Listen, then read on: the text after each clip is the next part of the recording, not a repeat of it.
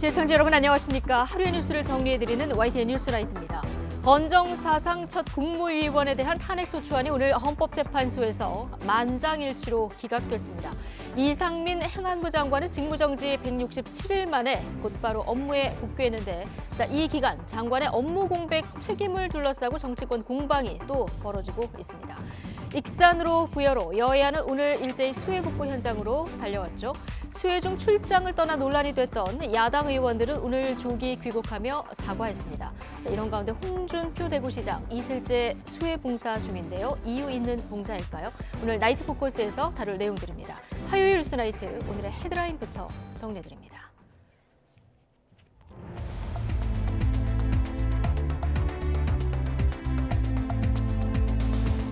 7월 25일 화요일 뉴스나이트 주요 뉴스입니다. 헌법재판소가 이태원 참사 부실 대응과 관련해 이상민 행정안전부 장관을 탄핵할 수 없다고 결론 지었습니다. 167일 만에 업무에 복귀한 이 장관은 소모적 정쟁을 멈춰야 한다며 곧바로 수해 현장을 찾았습니다. 대낮에 서울 신림동에서 흉기 난동을 벌인 남성이 범행 전날 망치로 컴퓨터를 부수는 등 증거인멸을 시도한 것으로 드러났습니다. 이 남성은 경찰 조사에서 스스로 사이코패스 성향이 있다고 말했습니다. 교육부와 서울시 교육청이 극단적 선택을 한 초등교사 사건과 관련해 본격적인 진상조사에 들어갔습니다. 이런 가운데 여야 모두 교권 강화 대책에 공감하면서도 생활기록부의 교권 침해를 적는 문제에 대해서는 이견을 보였습니다.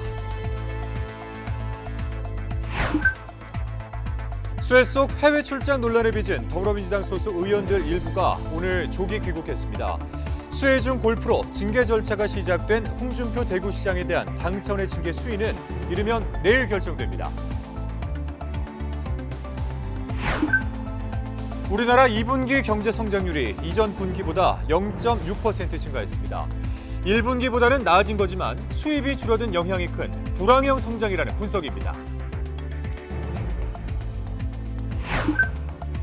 방탄소년단 전국의 솔로 데뷔곡 세븐이 미국 빌보드 메인 싱글 차트 핫 100에서 1위를 차지했습니다.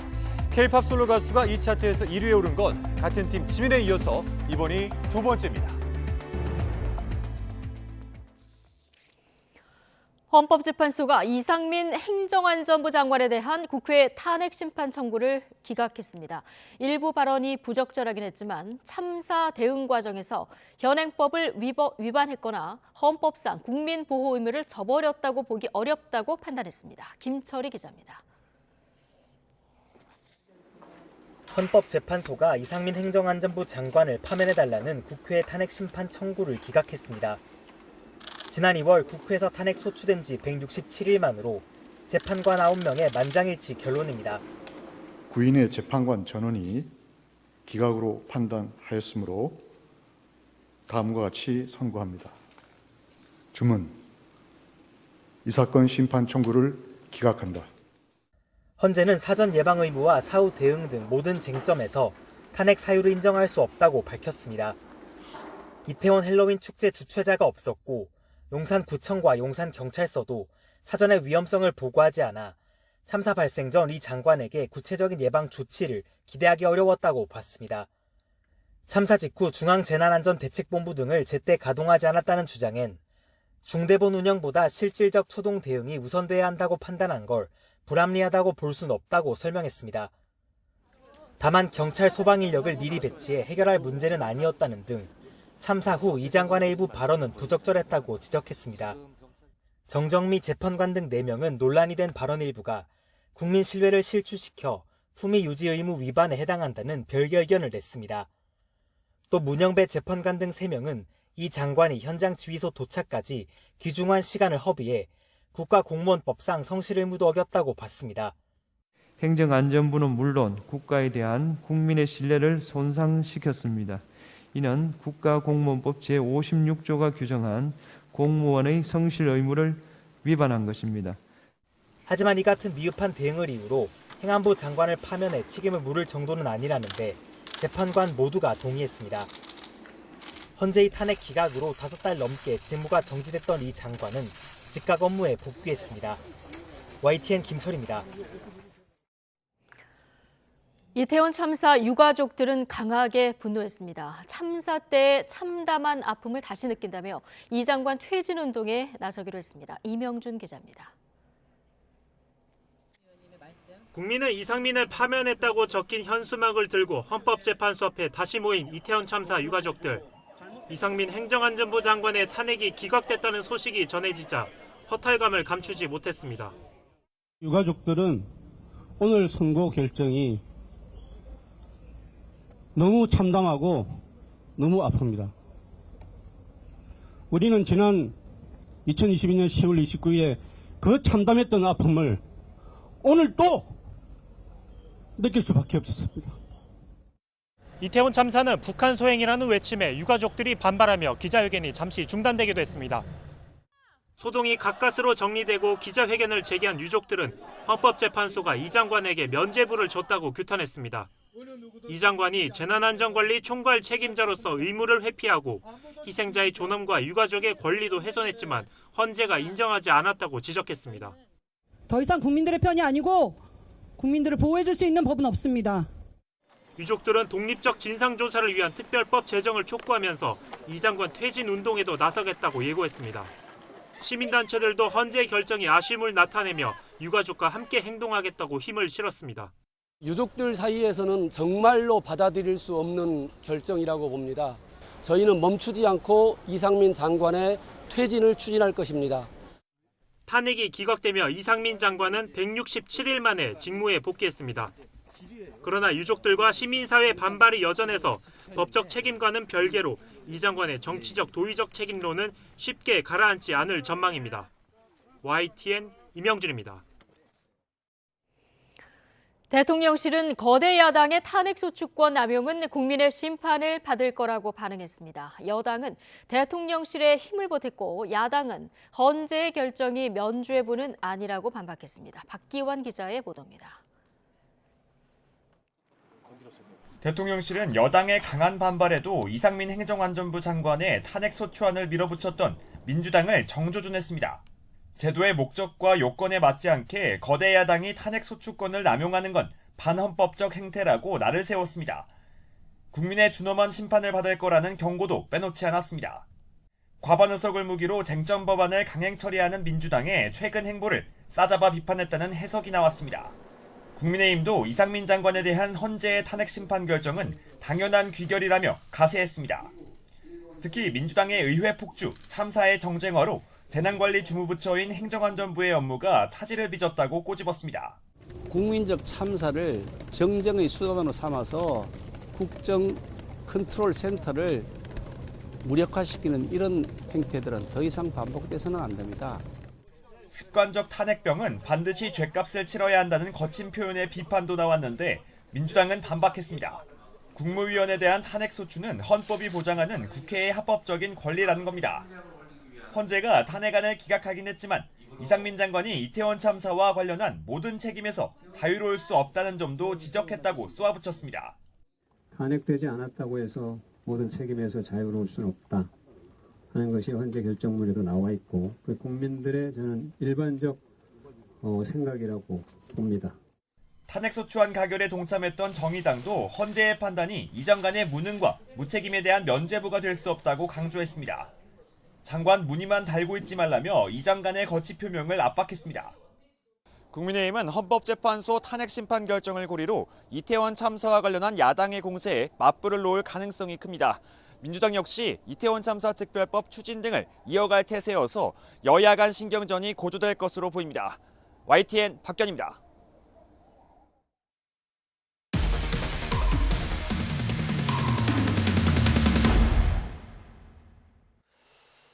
대낮에 서울 신림동에서 묻지마 흉기난동을 벌인 남성이 범행 전날 망치로 컴퓨터를 부수는 등 증거인멸을 시도한 정황이 드러났습니다. 피의자는 경찰 조사에서 자신에게 사이코패스 성향이 있고 또래 남성에 대해서 열등감이 있다고 진술하기도 한 것으로 파악됐습니다. 유서연 기자가 단독 보도합니다. 검은색 상의를 입은 남성이 마트 주방용품 진열대로 다가갑니다. 사람들이 없는 틈을 타 흉기 2점을 집어들더니 바지춤에 집어넣고 윗옷을 내려 얼른 감춥니다. 지난 21일 서울 신림동에서 무차별 흉기 난동을 벌인 30대 남성 조모 씨가 범행했을 흉기를 훔치는 장면입니다. 곧바로 택시를 타고 신림역 근처로 이동한 조 씨는 한 명을 살해하고 3명을 다치게 했습니다. 그런데 조 씨의 범행 준비는 이보다 앞서 시작된 것으로 보입니다. 범행 하루 전 컴퓨터를 망치로 부수고 휴대전화를 초기화하는 등 증거인멸을 시도한 정황이 드러난 겁니다. 경찰은 조 씨가 검색 기록 등을 지우려한 것으로 의심하고 포렌식을 통해 관련 내용을 복원하는 작업에 들어갔습니다. 조 씨는 또 경찰 조사에서 자신에게 사이코패스 성향이 있다고 말하면서 또래 남성에 대해 열등감을 느낀다고 인정한 것으로 파악됐습니다. 다만 경찰은 조 씨의 진술이 오락가락해 신빙성이 떨어지는 만큼 정확한 사실관계를 밝히는 데 수사력을 모으고 있습니다. 조 씨는 원래 오늘 사이코패스 검사를 받을 예정이었지만 감정이 복잡하다면서 돌연 거부하기도 했습니다. 조 씨는 최근 5년간 정신질환으로 치료받은 적은 없는 것으로 확인된 가운데 조 씨의 신상 공개 여부는 내일 결정될 예정입니다. YTN 유서연입니다. 숨진 초등학교 교사가 극단적 선택을 하기 전 일기장에 업무상 어려움을 토로한 것으로 드러났습니다. 동료 교사들의 분노가 높아지고 있는 가운데 교육당국은 본격적인 진상조사에 착수했습니다. 신지원 기자입니다. 고인이 숨지기 보름 전쯤 쓴 일기장입니다. 월요일 출근 후 업무 폭탄과 학생 관련 일이 겹쳐 모든 게 버거워졌다. 밥을 먹는데 손이 떨리고 눈물이 흐를 뻔했다며 숨이 막혔다고 적혀 있습니다. 일기를 공개한 유족과 서울교사노조 측은 고인이 생전에 학교 업무와 학생 생활 지도로 어려움을 겪었던 정황이라고 설명했습니다. 잘못된 언론 보도에는 법적 대응을 예고했습니다.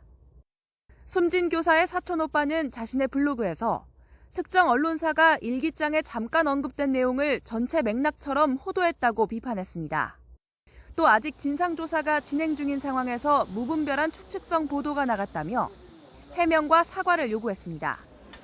경찰이 악성 민원 당사자로 지목된 학부모를 조사한 가운데 교육부와 서울시 교육청도 본격적인 진상조사에 착수했습니다. 심리상담을 마친 교직원들을 개별 면담하고 숨진 교사의 담당 업무 파악에 나섰습니다. 동료 교사들에 대한 학부모 갑질 사례도 조사하고 있습니다. 고인이 일기장에 남긴 어려움이 전체 교사들의 현실이라고 판단했기 때문입니다.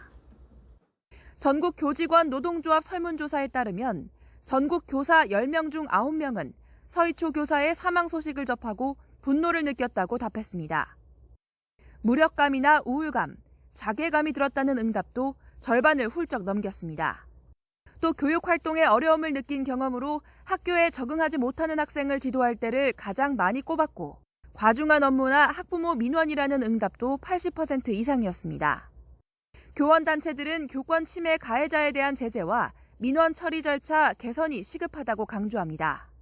가해 학생이나 학부모가 관련 조치를 받았다면 이를 마땅히 이행해야 하며 그렇지 않을 경우 보호자에게 제재 조치를 취할 수 있는 교육 상담 외에 학부모 민원에 대해서는 중간 거름 장치를 통해 담임교사에게 갈 수 있는 학교 민원 시스템을 만들어 주시기를. 교육부는 갑질 학부모에 대한 처벌 조항을 신설하거나 교사 요청만으로 즉시 교권보호위원회를 소집할 수 있도록 법 개정을 검토하고 있습니다. YTN 신지원입니다. 네, 서울의 한 초등학교 교사가 극단적 선택으로 숨진 이후에 정부와 여당은 물론 야당도 교권 강화가 필요하다고 한 목소리를 내고 있습니다. 다만 교권 침해를 생활기록부에 기록하는 문제 등 이 세부 사안을 놓고는 이견이 여전합니다. 권남규 기자입니다. 교권 강화 대책을 마련하라는 윤석열 대통령의 주문에 발맞춰 정부와 여당의 후속 대책 논의도 속도를 내고 있습니다. 당장 교권 침해 방지를 담은 교육부 고시 제정이 화두로 떠올랐습니다. 지난해 국회를 통과한 초중등 교육법 개정안 등을 토대로 이르면 다음 달 안에 성과물을 내기로 뜻을 모았습니다. 교권을 넘어 생존권을 호소하는 교사들의 목소리에 진지하게 관심을 기울이고 해결책을 찾아 진보 성향 교육감 주도 아래 도입된 학생 인권 조례 역시 개정이 불가피하다는 게 당정의 시각입니다.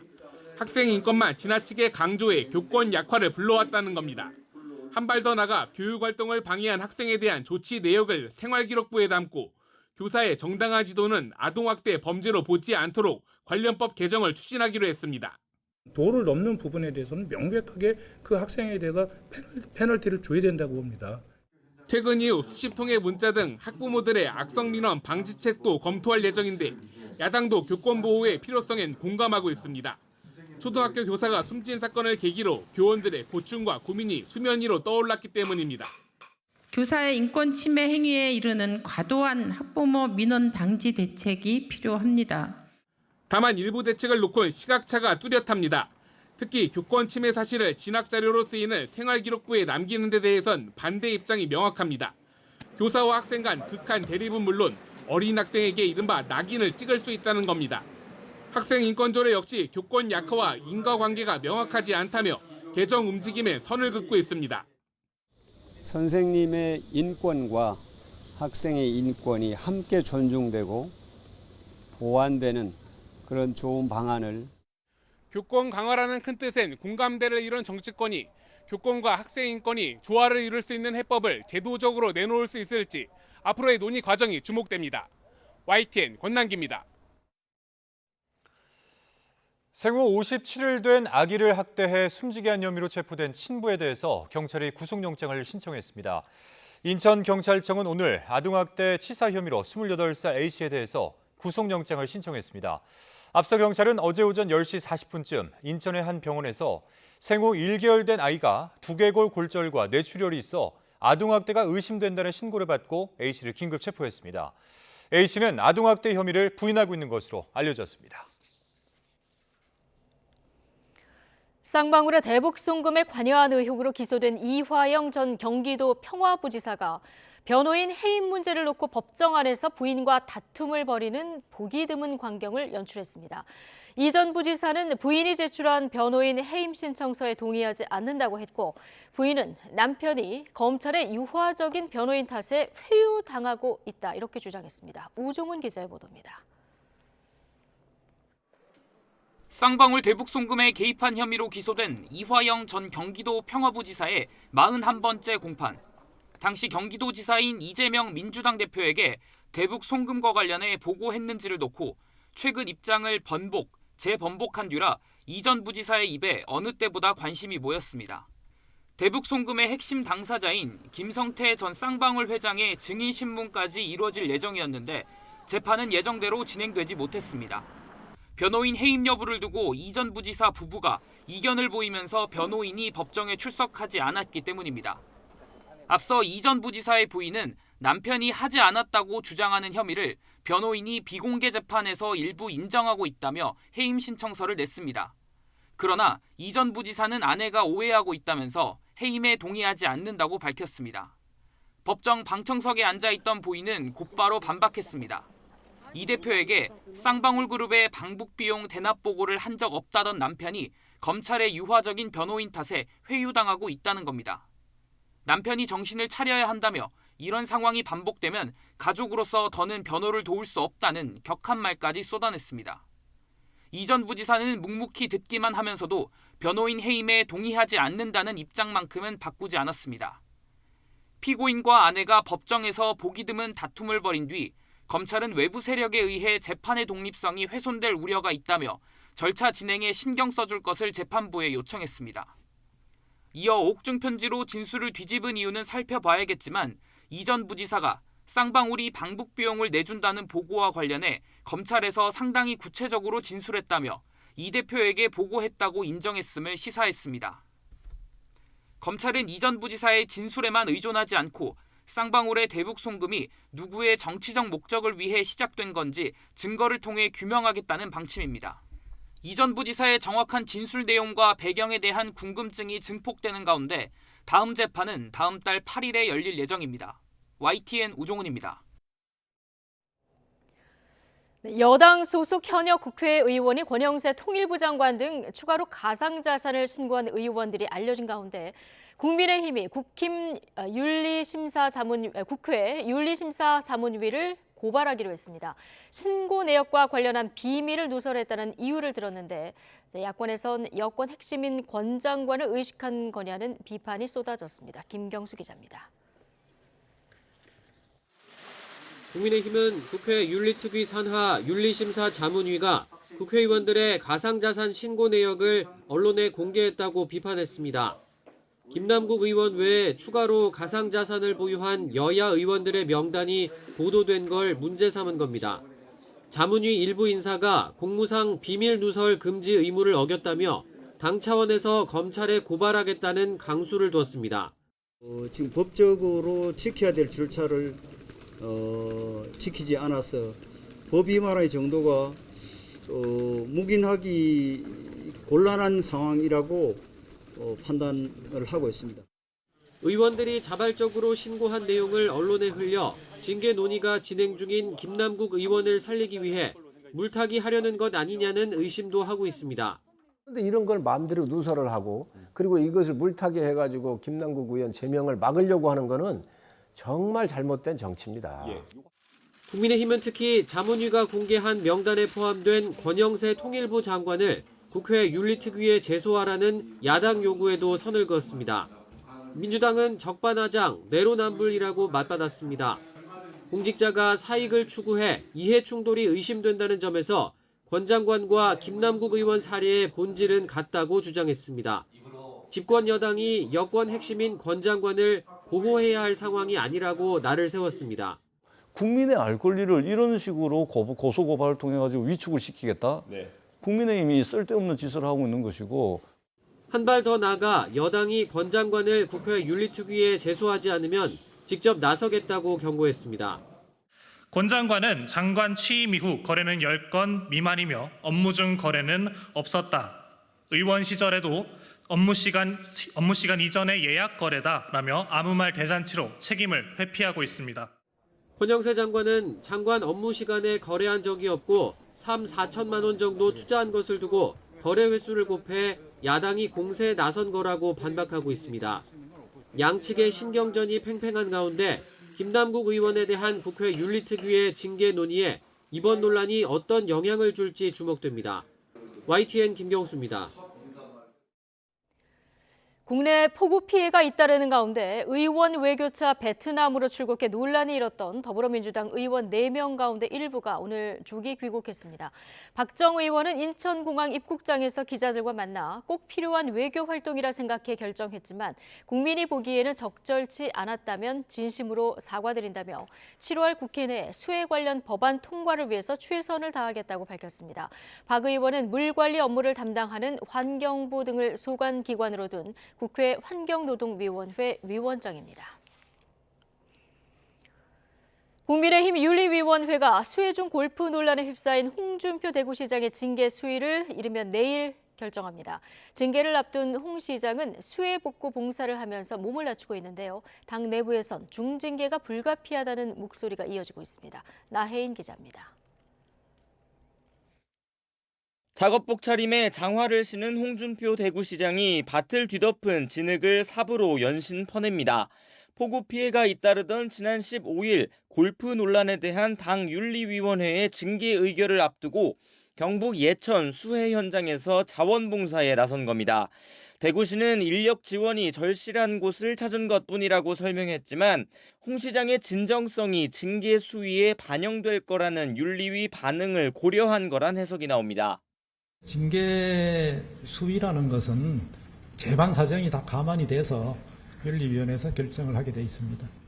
홍 시장의 징계 사유는 자연재해나 대형 사고 국면에서 골프를 금지한 당 윤리규칙 위반이 핵심입니다.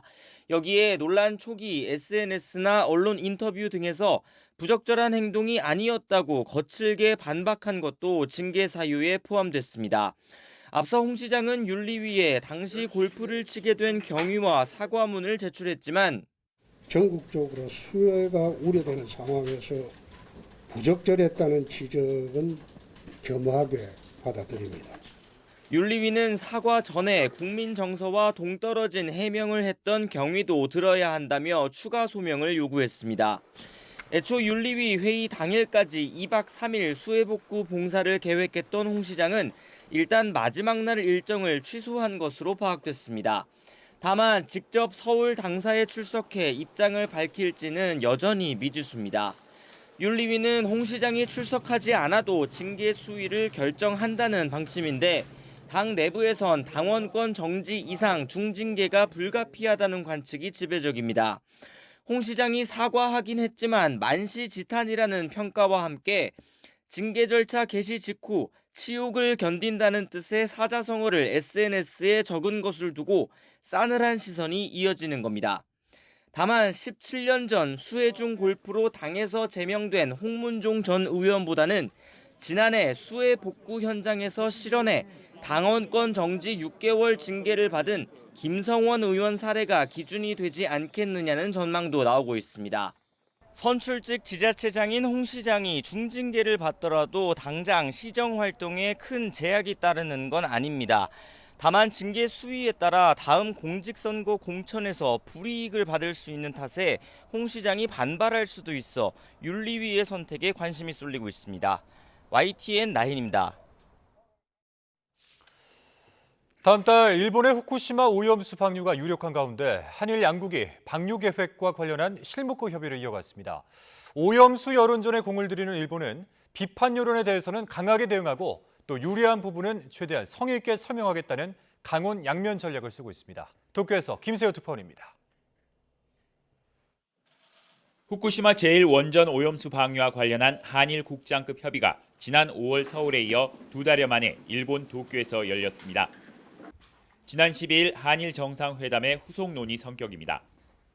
당시 윤석열 대통령이 요구한 방류 점검 과정에 한국 전문가 참여와 방류 모니터링 정보 실시간 공유 등을 집중 논의한 것으로 전해졌습니다.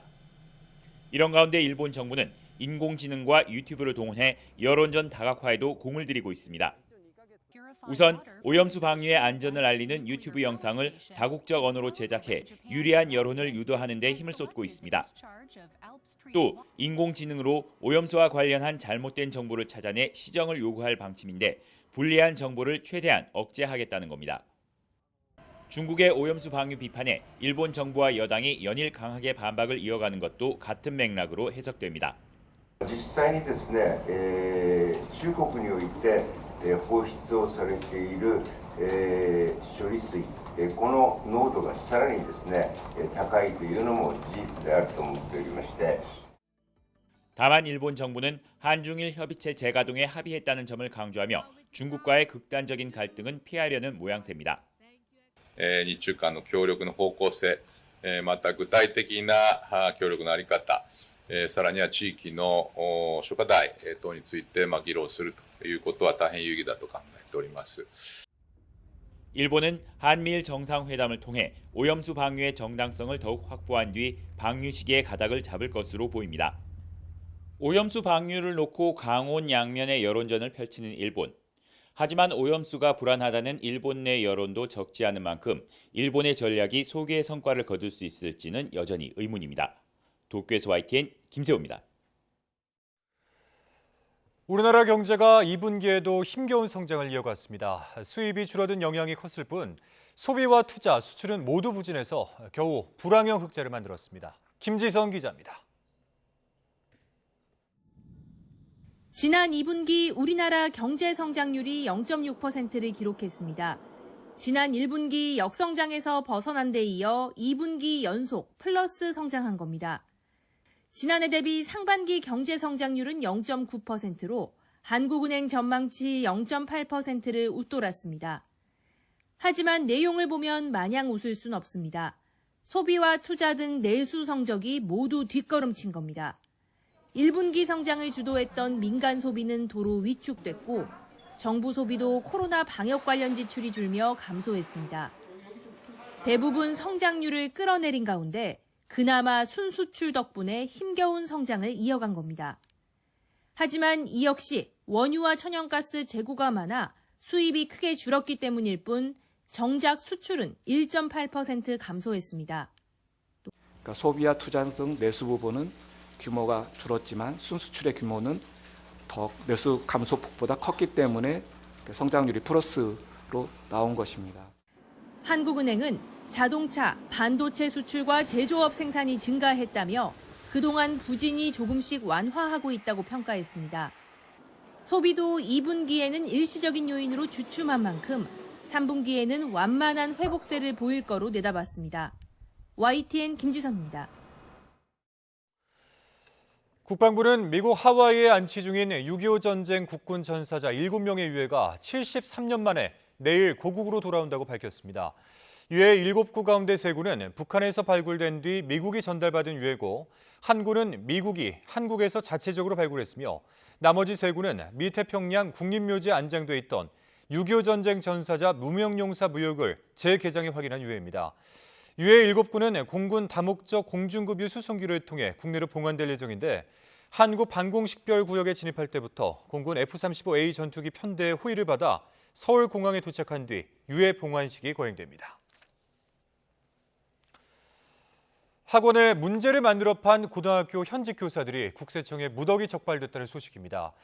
내신 시험의 공정성이 의심가는 대목인데 교육부는 앞으로 교사가 학원에 문제를 파는 일을 엄격하게 금지하기로 했습니다. 김연아 기자입니다. 국세청이 대형 입시학원에다 문제를 만들어 판 고등학교 교사들을 대거 확인했습니다. 모두 130명이 넘는 것으로 전해졌는데 최소 수천만 원에서 10억 가까이 받은 교사도 있는 것으로 알려졌습니다. 중간고사와 기말고사 문제를 내면서 학원에도 문제를 판 건데 학교 시험의 공정성이 의심되는 대목입니다. 그 교사들은 학생들의 공교육에 대한 믿음을 저버리고 학원에 다니는 소수 학생만을 위한 특급 과외 강사로 자리매김한 것과 다를 바 없습니다. 정부가 할 수 있는 최대한의 법적 조치에 나설 것임을 밝혀드립니다. 교육부는 적발된 교사들에 대해 영리행위 겸직 허가를 받았는지 검증하고 허가 없이 돈을 받았다면 모두 징계위에 회부해 엄중 징계할 예정입니다. 또 앞으로는 현직 교원의 경우 시중에 일반 판매되는 문제집 저술이 아닌 특정 학원이나 강사에게 돈을 받고 별도의 문제를 만들어 팔면 청탁금지법과 영리행위 금지 및 성실 의무 위반으로 엄정하게 처벌하기로 했습니다. 사교육 카르텔 관련 적발 사례도 범부처가 강력 대응합니다. 학원 강사가 유명 사립대 입학사정관으로 일한다고 거짓 홍보한 사례는 사기 혐의로 수사하고 킬러문학 모의고사 제작업체가 병역 특례 업종으로 지정돼 전문 연구요원에게 수능 문제를 만들게 한 사례는 원천 차단할 계획을 세웠습니다. 수시 컨설팅 학원과 논술 학원, 여름방학 연계 입시 캠프의 편불법 운영에 대해서도 집중 점검을 계속할 예정입니다.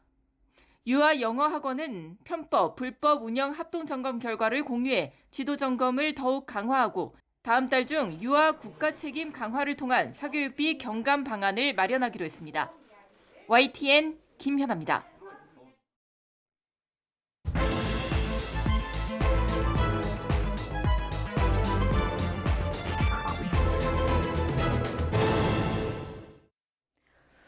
네, 정치권 관심 뉴스들 진단해보는 나이트 포커스. 오늘은 김영우, 신경민 전직 의원 두 분 모셨습니다. 어서 오십시오. 네, 안녕하세요. 예, 안녕하십니까. 자, 이태원 참사 부실 대응 논란으로 탄핵 소추된 이상민 행정안전부 장관에 대해서 오늘 헌재의 만장일치 기각 결정이 내려졌습니다. 이 장관은 167일 만에 업무에 복귀했는데요. 주제 영상 먼저 보고 오시겠습니다.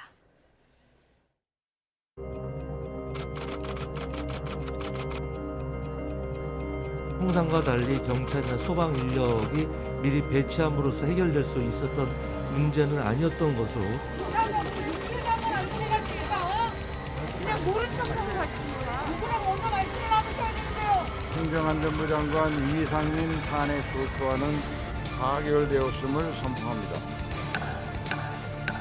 일부 국정의 혼선과 차질이 발생하고 국민 여러분께 심려를 끼쳐드리게 되어 사무과 시행합니다.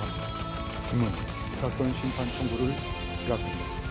우리는 지난 2022년 10월 29일에 그 참담했던 아픔을 오늘 또 느낄 수밖에 없습니다.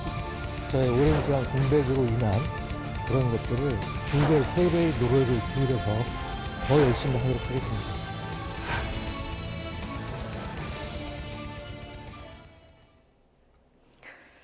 네, 자 국무위원에 대한 헌정 사상 첫 탄핵 심판이었는데요. 기각 결정으로 마무리됐습니다.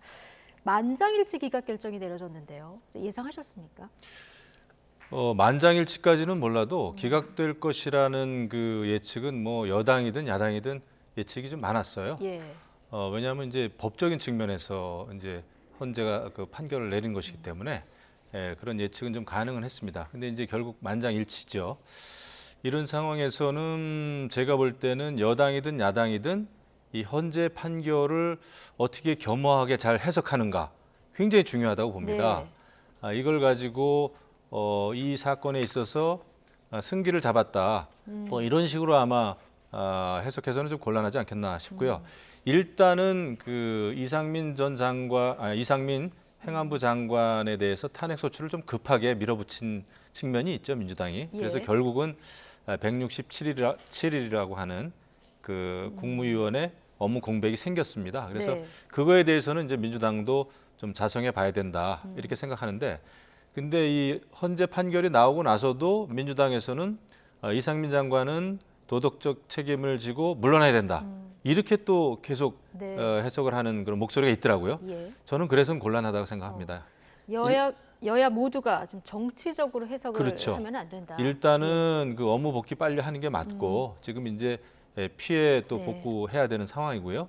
그리고 이제 여당도 여기서 이 완전히 뭐 승리했다라는 어떤 자축 분위기보다는 앞으로 이제 우리 대한민국이 우리나라가 안전한 대한민국을 어떻게 만들 것인가 여기에 더 힘을 쓰면서 업무 공백이 여태까지 있었던 만큼 이제는 이상민 장관이 빨리 복귀를 해가지고 제대로 이제 안전 시스템을 가동하는 게 여당으로서 또 책임감 있는 그런 모습이겠죠. 네, 여야 공이 또 다른 갈등을 부추기면 안 된다 이 얘기를 지금 해주셨는데, 자 헌재가 사전 예방 부분, 또 사후 대응 부분, 그리고 이제 사후 발언 부분 관련해서 판단을 했는데, 자 이 모든 쟁점에서 탄핵 사유는 아니다 이렇게 판단을 한 겁니다. 자 신경민 전 의원께서는 오늘 결과 어떻게 보셨습니까?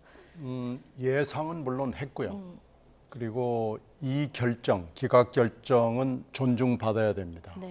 그리고 지금 중대한 법률 위반이 헌재가 일관되게 탄핵 재판에 있어서 내놓는 판단 기준이에요.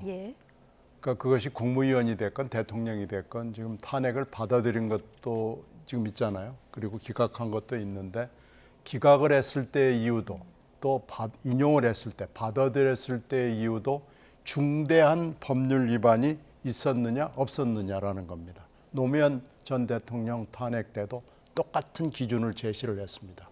그러니까 헌법재판소가 정치적 재판을 하는 곳이라고 일반이 알고 있지만 꼭 그렇지는 않습니다. 여기도 역시 재판을 하는 것이고 법률을 해석을 하는 것이고 그런데요. 분명히 법률적 판단이 제일 중요하고 특히 탄핵에 있어서의 기준은 중대한 법률 위반이 있었느냐 없었느냐라는 거거든요. 그런 점에서 봤을 때는 이 헌재가 지금 쭉 내놓는 결정문을 보면 사전 예방, 사후 대응, 사후 발언을 놓고 문제가 있다고는 보는 거예요. 분명히 문제도 있고 책임도 있고 이러는데 중대한 법률 위반이 있다고는 볼 수가 없기 때문에 탄핵 결정을 내릴 수는 없었다라고 보는 거니까요. 분명히 아무 문제가 없다 이렇게 하는 건 아닙니다. 문제는 분명히 있다. 그리고 성실 의무도 있고 도덕적 윤리적 책임도 있는 거고 정치적 책임도 있는 거긴 한데 중대한 법률적 위반은 없다라는 것이니까요.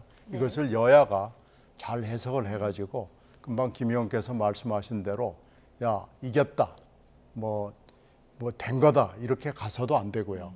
뭐가 잘못됐는지 헌재의 결정문 17페이지짜리를 읽어보면은 분명히 정부가 놓치고 있는 것, 특히 이상민 장관이 놓치고 있는 부분이 있습니다. 이런 부분에 대해서는 분명하게 잘못됐다. 그리고 이것을 고치기 위한 노력을 해야 된다라는 그런 태도가 필요합니다. 네, 오늘 결정문에 숨겨진 정부가 놓치고 있는 부분도 좀 파악을 해야 된다는 말씀을 해주셨는데요. 자, 유족들은 국가가 국민을 외면했다 이렇게 분노하면서 이상민 장관 퇴진운동 지금이라도 하겠다 이렇게 얘기를 하고 있습니다. 이상민 장관과 국가가 지금부터 이런 유족들을 위해서 할 일은 뭐라고 보십니까? 그 굉장히 어렵죠. 사실 유가족들의 마음이 오죽하겠습니까? 그런데 그럼에도 불구하고 이제 헌재 판결은 그 법률에 근거한 그 판단이었고요. 근데 이제 여전히 물론 그 주무부처 장관으로서 어떤 도덕적, 정무적, 정치적 그 부담 이런 거는 남아 있습니다. 네. 그렇기 때문에 이제 유족들이 지금 생각하는 거에 대해서 이상민 장관을 유족들은 뭐 잘 상대 안 하려고 할 겁니다. 제가 볼 때는. 네. 그런 차원에서 쉽지는 않지만 그래도 정부 차원 또 정치권에서는 유가족들이 생각하는 거 또 바라는 거 그분들의 마음을 어루만져 줄 필요는 저는 있다 분명히 생각을 합니다. 하지만 그 어떻게 할 것인지는 그건 아주 보다 세밀하고 전문적으로 이렇게 해야 될 것이고요. 지금 중요한 것은 앞으로 이제 대한민국이 그럼 어떻게 안전한 대한민국이 되느냐. 지금도 이제 폭우 피해가 지금 지속되고 있어요. 피해자도 많고 이런 상황에서 지금 뭐 이상민 장관이 또다시 무슨 뭐 업무 공백을 가져온다든지 장관 뭐 거리 상태에서 다시 청문회를 해야 된다든지 이거는 최악의 상황입니다. 그래서 이것은 헌재 판단으로 이제 일단락 짓는 게 맞습니다. 이걸 가지고 이제 정쟁을 해서는 안 된다 생각을 하고 야당도 더 이상 이상민 장관의 거취에 대해서 다른 목소리가 나오지 않도록 당 지도부에서 단도리 하는 것도 중요합니다. 그래서 조금 이제 앞으로 나아가야죠. 앞으로 나아가야 되고 어쨌거나 정부는 그런 유가족 그다음에 또 다른 폭우 피해와 관련된 또 많은 또 유가족 문제도 있지 않습니까? 이런 분들에 대해서 전반적으로 어떻게 대응해야 될지 세심한 그런 노력이 필요하다. 정쟁은 금물이다 이렇게 생각합니다. 정쟁은 금물이다. 자, 오늘 이상민 행안부 장관도 업무에 복귀하면서 그 SNS 이런 글을 남기기도 했는데 탄핵 심판은 선고하면서 바로 효력이 발생을 하니까 오늘 바로 업무에 복귀했고요. 수해 현장을 찾았는데 뭐라고 얘기했냐면 2배, 3배 노력을 기울여서 더 열심히 하겠다. 재난 대응체계 재정비에도 주력하겠다 이렇게 얘기를 했어요. 지금 유족들 물러나라 아직도 얘기를 하고 있고요. 앞서 이제 두 분이 얘기하신 대로 민주당에서도 지금도 사퇴하라 이 얘기가 나오고 있는 상황이거든요. 더 열심히 일하겠다는 것은 그럴 생각은 전혀 없다. 이런 뭐 얘기죠. 그런 얘기로 들려요. 네. 만약에 본인이나 대통령이 헌재의 결정에도 불구하고 정치적 도의적으로 그만두는 게 좋겠다. 만약에 한다면 정말 인기가 좋아지겠죠. 근데 지금 여러 가지 뭐 상황이나 이런 해석을 보면은 그럴 가능성은 진짜 요즘 말로 1도 없다고 보여요. 다만 여기서 놓치지 말아야 될 대목이 이상민 장관 문제도 있습니다만은 최근에 벌어지고 있는 여러 가지 일련의 사건들을 이렇게 돌이켜 보면은 국가가 과연 국민들의 생명을 정말로 존중하고 있는가라는 의문점이 생기는 겁니다. 세월호부터 시작을 해서 지금 문제가 됐던 이태원 사태도 그렇고요. 오송 지하차도도 그렇고요. 해병대 그 젊은 사병이 죽은 것도 그렇고요.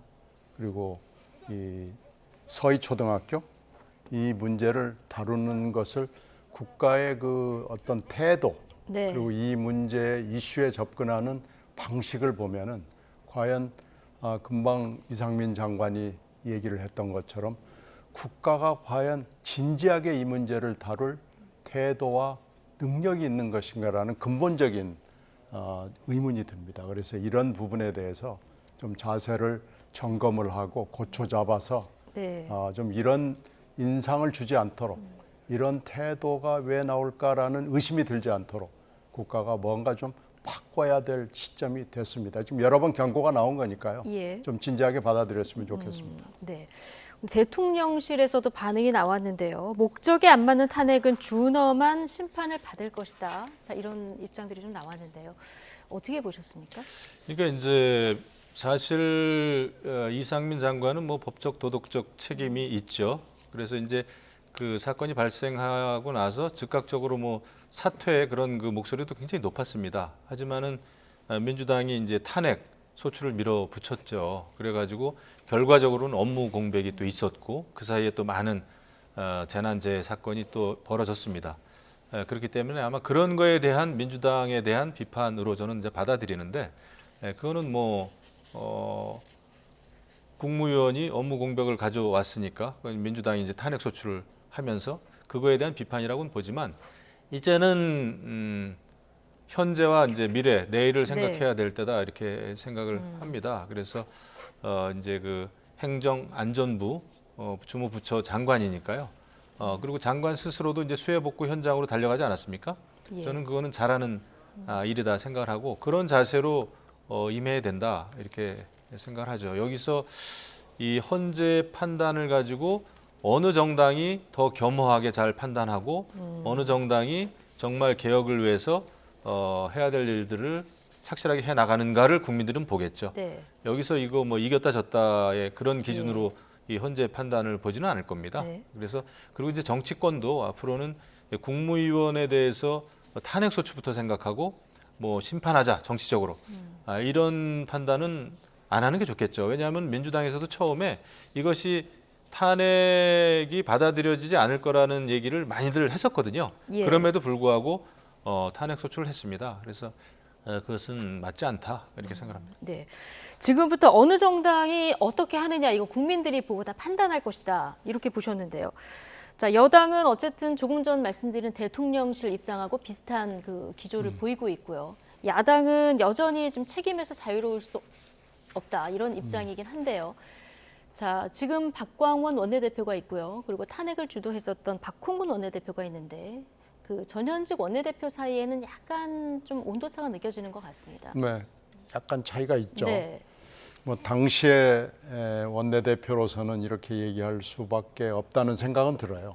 근데 당시에 전술 전략적 정치적 결정에 의한 거거든요.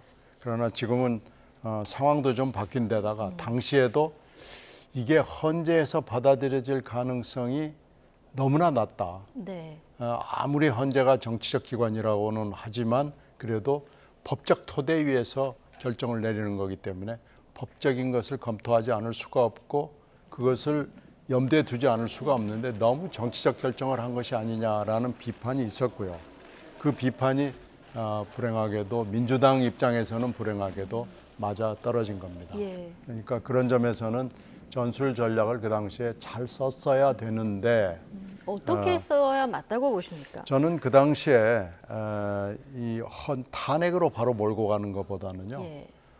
일단 뭐 해임 건의안은 일단 당연히 냈어야 되고요. 네. 해임 건의를 했는데 저 민주당에서는 대통령이 받아들이지 않았다 이렇게 주장을 하고 있거든요. 네, 해임 건의를 통해서 분명히 이 사람이 정치인으로서 또 국무위원으로서 자질이 없다는 것을 충분히 더 홍보를 하고 프로모션을 함으로써 어떻게 보면 이상민 장관의 자격 없음, 윤석열 정부의 무모함을 드러내는 걸로 족하다고 생각합니다. 그 해임 건의로서 정치적 공격을 더 날카롭고 장기적으로 하면서 하는 데에서 그쳤으면은 아마 지금과 같은 이렇게 몇 달이 지난 뒤에는 정치적 상황과 지형이 달라지면서 이것이 타격이 되거든요. 네. 왜 그러냐면은 장관이 없어가지고 이 수해 대책에 문제가 있었다라고 하는 쓸데없는 말하자면 어떻게 보면은 괜히 정치적 부담을 갖는 거예요. 당장 오늘 국민의힘이 네. 그 얘기를 했어요. 그 얘기를 하는 거예요. 5달 그러니까 이상 공백이었는데 그 당시에 예. 그 당시에 이런 상황을 예측하지 못했거든요. 그런데 이 정도 시간이 되면 이 헌재 결정이 나오게 되고 그 당시에 이런 것을 우리가 예상하지 못했거든요. 그러니까 쓸데없는 덤태기를 쓰는 거예요. 사실 이거하고 수해하고 이게 민주당 책임이다라고 하는 데 대해서 아무 관련성이 없거든요. 그러니까 이렇게 정치적 지형이 바뀌면서 쓸데없는 부담을 안고 덤태기를 쓰게 될 가능성이 있기 때문에 당시의 정치적 결정을 조금 더 신중하게 하고 그 공격의 포인트를 더 분명하게 하고 여러 가지 정치적 또 다수 의석을 가진 정당으로서 할 수 있는 일들을 더 좀 가다듬어서 하는 것이 훨씬 더 나았지 않나라고 생각합니다. 예.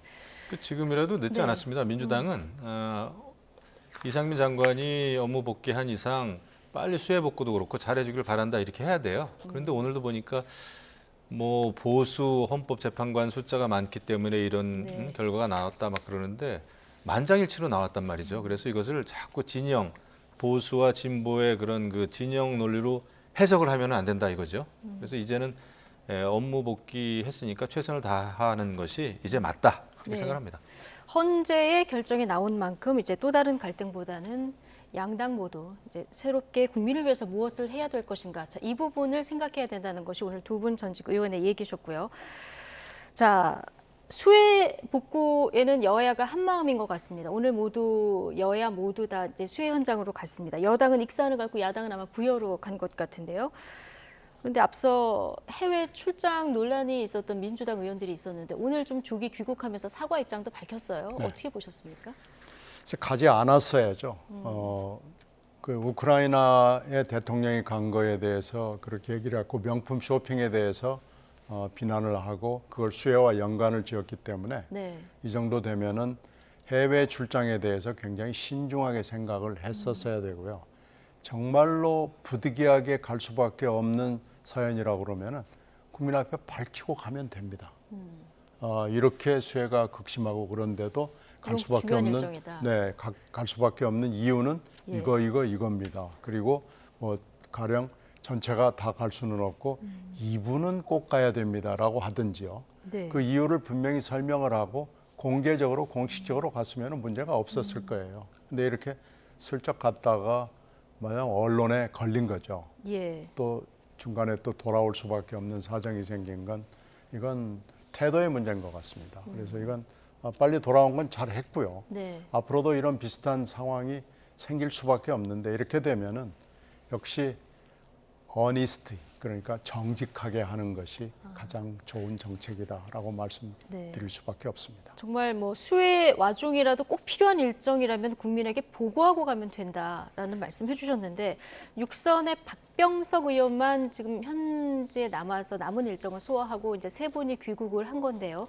이 가운데 박정 의원 같은 경우는 지금 수해 입법을 담당하는 환노위 위원장이다 보니까 지금 또 비판이 더 거셌던 것 같아요. 어떻게 보십니까? 이 해외 순방이라고 하는 것도 정말 정말 중요한 그 의원 외교가 있을 수가 네. 있어요. 이번 일정은 제가 어느 볼 때 정도 뭐 그런 일정으로 보이는 일정이 거의 없습니다. 제가 볼 때 줄줄이 나갔다가 줄줄이 돌아오면서 좀 국민께 죄송하다 이러는데 정말 보기 딱하거든요. 그래서 이런 것 때문에 국민들로부터 정치권의 신뢰가 더 떨어지는 거죠. 그래서 중요한 해외 일정 가는 거 가지고는 우리가 비판할 수 없습니다. 그것은 그리고 최소한도로 필요한 인원만 가면 되니까요. 네. 예. 뭐 국회가 의원 외교 자체가 올 수 없될 수는 없잖아요. 그런데 이번 그 민주당 많은 의원들은 그런 의미에서 가서는 안 되는 그런 해외 순방이었다 생각하고 특히 환노 위원장은 주무부처 위원장입니다. 그런 상황에서 해외 갔다가 돌아오면서 이제 국민께 죄송하다 이러는데 보기가 좀 딱합니다. 이런 일이 이제 앞으로는 없어야 되겠죠, 정말. 네. 강기정 광주광역시장도 유럽에 갔는데요. 자, 뭐 일단 그때 갈 때도 이 지역에 비가 많이 내린다 이렇게 예보가 일단 나온 상황이라서 꼭 가야 했을까 이런 좀 얘기들이 나오고 있는 상황입니다. 물론 이제 예정된 일정이 있고 말씀하신 대로 중요하게 미룰 수 없는 일정이 있을 수 있습니다만은 어떻습니까? 이럴 경우에 보통 이 정도 산 출장 계획하고 그 비가 이렇게 많이 온다는 예보가 나와 있을 경우 신경민 전 의원이라면 어떤 판단을 하시겠습니까? 이게 지금 세계 양궁 연맹 총회를 참석한 거고 다음 대회 유치를 위해서 지금 시장에 직접 나갔다는 거 아니에요? 근데 이제 이런 경우가 최근에 있었어요. 부산 엑스포가 있었죠. 부산 엑스포 때 공항까지 갔다가 이제 부산시장이 돌아온 경우가 있었죠. 그러니까 이 경우 판단을 잘해야 될 거예요. 만약에 양궁연맹 총회에 차기 개최지 문제 때문에 시장이 꼭 갔어야 되겠다 그러면 이것도 정직하게 얘기를 하든지 아니면은 부시장을 보내든지 두 가지 중에 하나를 선택을 했었어야 될 겁니다. 네. 그래서 이것도 지금 두 가지를 다 안 하고 본인이 직접 스페인을 날아간 건데 이것도 좀 아쉬워요. 두 가지 중에 하나를 선택을 해서 했더라면 더 훨씬 좋았을 텐데 하는 아쉬움이 있습니다. 역시 아쉬운 점이 남는다. 홍준표 대구시장도 오늘 수해 현장의 모습을 드러냈습니다. 어제부터 오늘 뭐 이틀째 열심히 이제 봉사를 하고 계신데, 자 이거 좀 이유 있는 봉사일까요?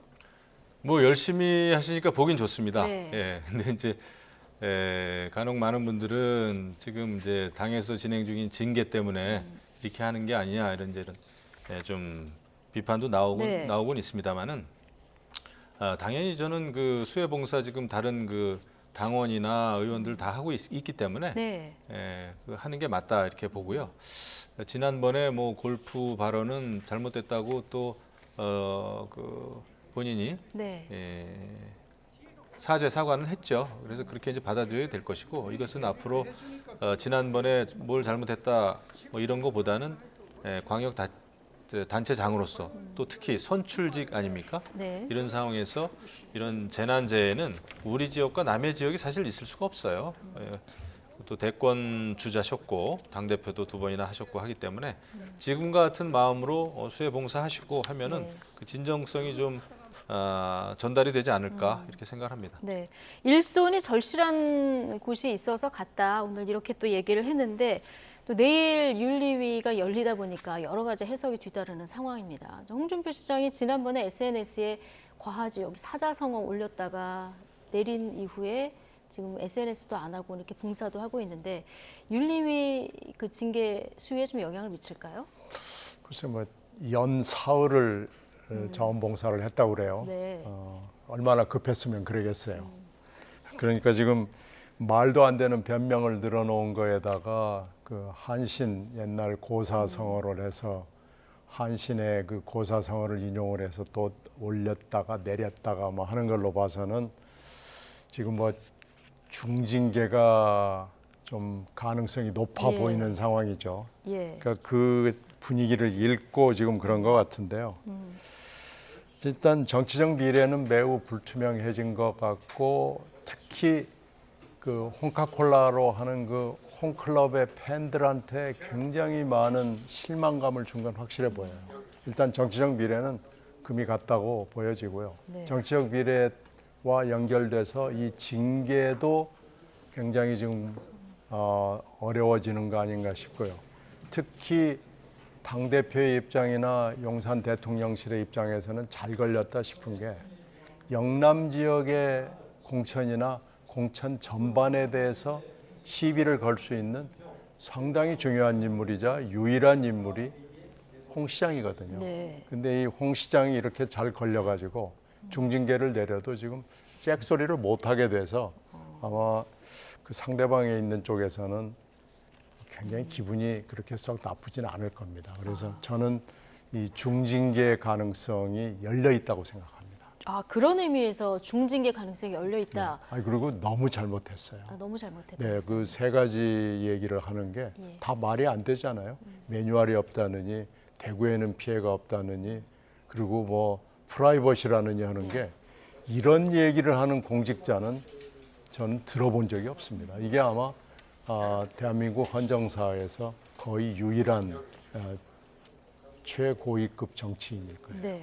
지금 당내에 영남 지역 공천과 관련해서 홍준표 대구시장하고 좀 반대편에 있는 사람들도 있기 때문에 중징계가 그런 이유에서 내려질 가능성도 있다. 지금 이렇게도 보셨는데 당내 분위기, 전해 듣는 분위기는 어떻습니까? 이게 이제 워낙 홍준표 시장의 독특한 그 성격 캐릭터가 있거든요.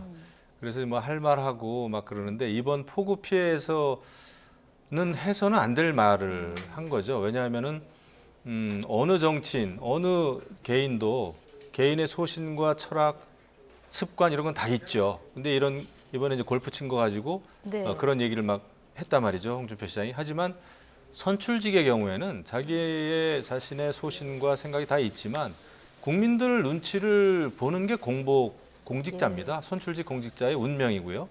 비가 많이 오고 천둥이 치고 그러면 잠이 안 와야 되는 게 선출직 자치단체장이고 또 국회의원이어야 되는 거예요. 그런데 그것을 너무 떳떳하게 얘기했다는 거는 사실 아무리 좋게 생각해도 국민들의 그 정서에 전혀 맞지 않는 얘기고 그걸 또 너무나 강하게 얘기를 했습니다. 그리고 굉장히 기자들, 언론인에 대해서 오히려 꾸짖듯이 이렇게 반문을 하고 그랬는데 뭐 결국 뭐 사흘 정도 지나고 나서 이제 사죄를 하고 지금 이제 폭우 피해 복구 그 봉사 이렇게 나서고 있는데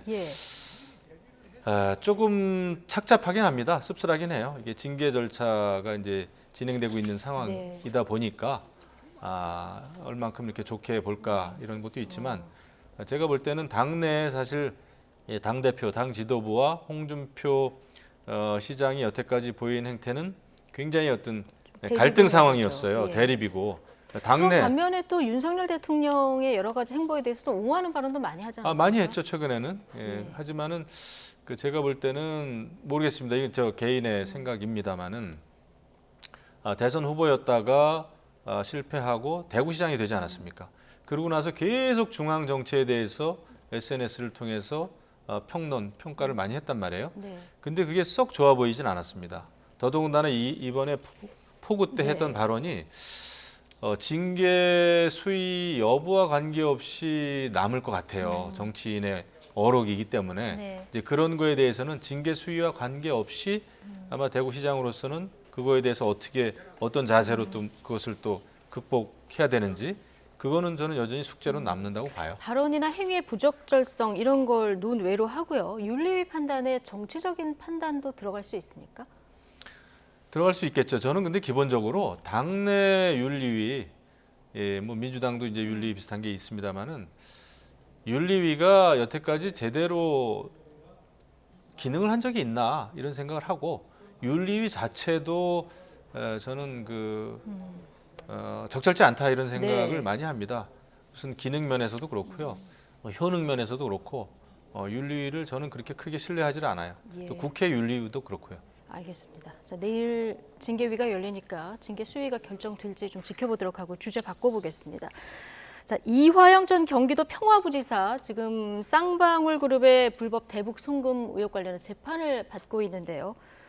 자, 오늘 재판에서 이화영 전 부지사하고 부인하고 언성을 높이면서 대립하는 참 보기 드문 장면이 연출이 됐는데 변호사 해임 문제 때문이라고 그래요. 이거 뭐 어떻게 된 일입니까? 이게 지금 형사 공판이잖아요. 네. 형사 공판에서 부부가 정반대되는 의견을 가지고 판사 앞에서 서로 싸운다. 보통은 이제 힘을 합해야 되는. 아니, 이게 사법사에서 저는 본 적이 없어요. 처음 보는 일입니다. 네. 이게 있을 수 없는 일이에요. 그러니까 이게 어떻게 보면 형사법정에서 부부가 서로 결별을 선언한 겁니다. 형사법정에서? 예. 이게 뭐 형사법정이 아니라 이게 뭐 이혼법정 비슷하게 지금 해석이 돼요. 그런데 이건 본인이 결정할 문제입니다. 네. 변호인을 누가 계약을 했건 그 변호인은 뭐 누구라도 계약해 줄 수 있죠. 그럼 부인뿐만 아니고 친구도 해줄 수 있는 거고 뭐 꼭 본인이 변호인 선임 계약을 하는 건 아니니까요. 그러나 해임 결정 그리고 변호인에 대한 신임을 결정하는 문제는 피고인이 결정할 문제입니다. 이것은 왜냐하면 피고인이 자기의 그 혐의에 관련해서 제일 잘 알고 있고 이걸 어떻게 방어해야 될 것인가는 최종적인 결정을 해야 되는 위치에 있기 때문에 이것은 부인도 아버지도 아들도 개입할 수가 없는 거예요. 근데 이 부분을 가지고 오늘 법정에서 공개적으로 싸웠단 말이에요. 네. 이게 있을 수 없는 일이 벌어진 거고요. 네. 이런 사례를 처음 봤다. 저는 처음 봅니다. 이게 사법사에서 우리나라 사법사에서 처음 보는 일이고요.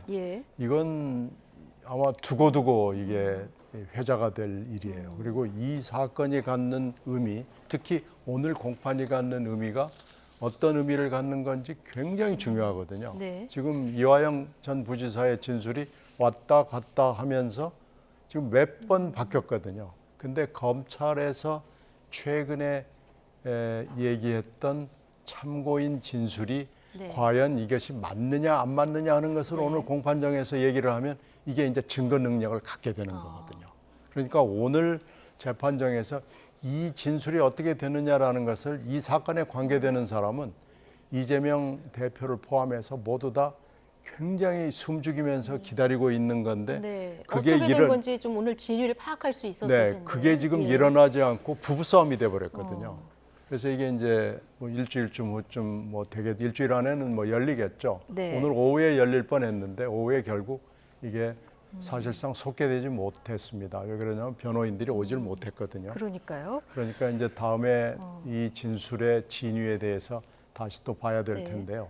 오늘은 이렇게 부부싸움이 계속되면서 이거 엄청나게 심각한 문제가 여기에 숨어 있구나.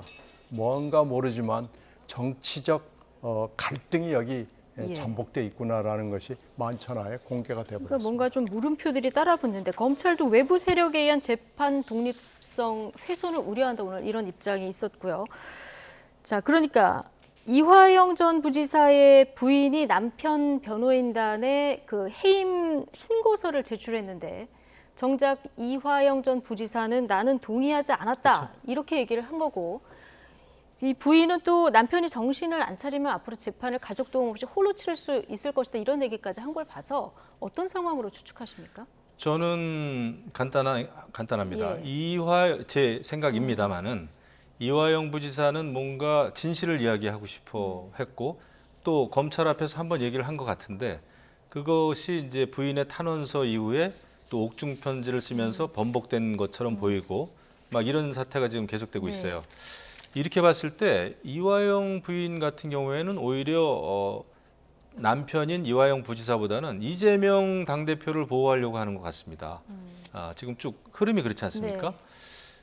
그리고 이렇게 되면은 이화영 그 부지사 같은 경우에는 그것이 그러니까 이재명 당시 도지사한테 이야기도 안 하고 그렇게 되면 단독 범행이 되는데 형벌이 엄청 무거워지는 거죠. 근데 부인이 왜 이런 식으로 오히려 남편을 굉장히 어려운 이 법적인 그런 상태로 몰아넣는지는 모르겠는데 제가 주목하는 것은 어쨌거나 이 이화영 부지사 부부 관계에 이재명 대표의 정치적인 운명이 달렸다. 이렇게 생각합니다. 그리고 이 변호인 해임도 그렇고 오늘 법정에서 남편을 상대로 정신 똑바로 차려라. 당신 그렇게 얘기하면 안 된다. 이런 식으로 막 공개적으로 얘기를 했단 말이에요. 이거는 저는 오히려 이화영 전 부지사에 대한 압박 같아요. 그리고 이제 민주당 의원들이 검찰을 찾아가서 이화영 평화부지사 뭐 회유하면 안 된다 뭐 이런 식으로 아마 찾아가서 항의도 하고 그런 것 같은데 이런 민주당 의원들의 일련의 사태에 대해서 이화영 전 부지사가 굉장히 부담을 느낀다 이런 얘기도 지금 흘러나오고 있단 말이에요. 이렇게 봤을 때 지금 이화영 전 부지사는 평화부지사는 고독한 겁니다. 혼자예요. 여기서 이재명 지사에 대해서 자기가 보고를 했다, 안 했다. 이제 이거 가지고 지금 최후의 결정이 남은 것 같은데 이거를 지금 막고 있는 게 아닌가. 부인이 굉장히 압박을 하고 있는 게 아닌가. 하지만 언제까지나 이것을 막을 수는 없다. 저는 이게 조만간에 터질 것 같습니다. 그럼 결국은 이재명 대표의 운명은 이화영 부지사 입에 달려 있는데 결국 이화영 그 부부에 달려 있는 것 같아요. 네. 근데 이화영 전 부지사도 최근 진술이 계속 좀 바뀌고 있는 상황이죠. 이 전 부지사 지금 어떤 상황에 처해 있는 건지 또 배우자는 왜 남편과 반대 의견을 계속 이렇게 노출하는 건지 궁금한데요. 이화영 전 부지사 부인 오늘 발언 듣고 오시겠습니다. 재판에서 하셨던 얘기 한 번만 뭐 심정 좀 얘기해 줄 수 있을까요? 아니요, 제가 아까 흥분해서 그랬는데 조금 더 입장 정리를 해볼게요. 그래도 지금 정신이 하나도 없어가지고. 남편분이랑 입장이 근데 다른 게 왜 그렇다고? 저도 모르겠어요. 왜 저 사람이 저렇게 됐는지 모르겠습니다. 상에서 했던 입장은 일단은 그대로이신 건가요, 지금 입장은?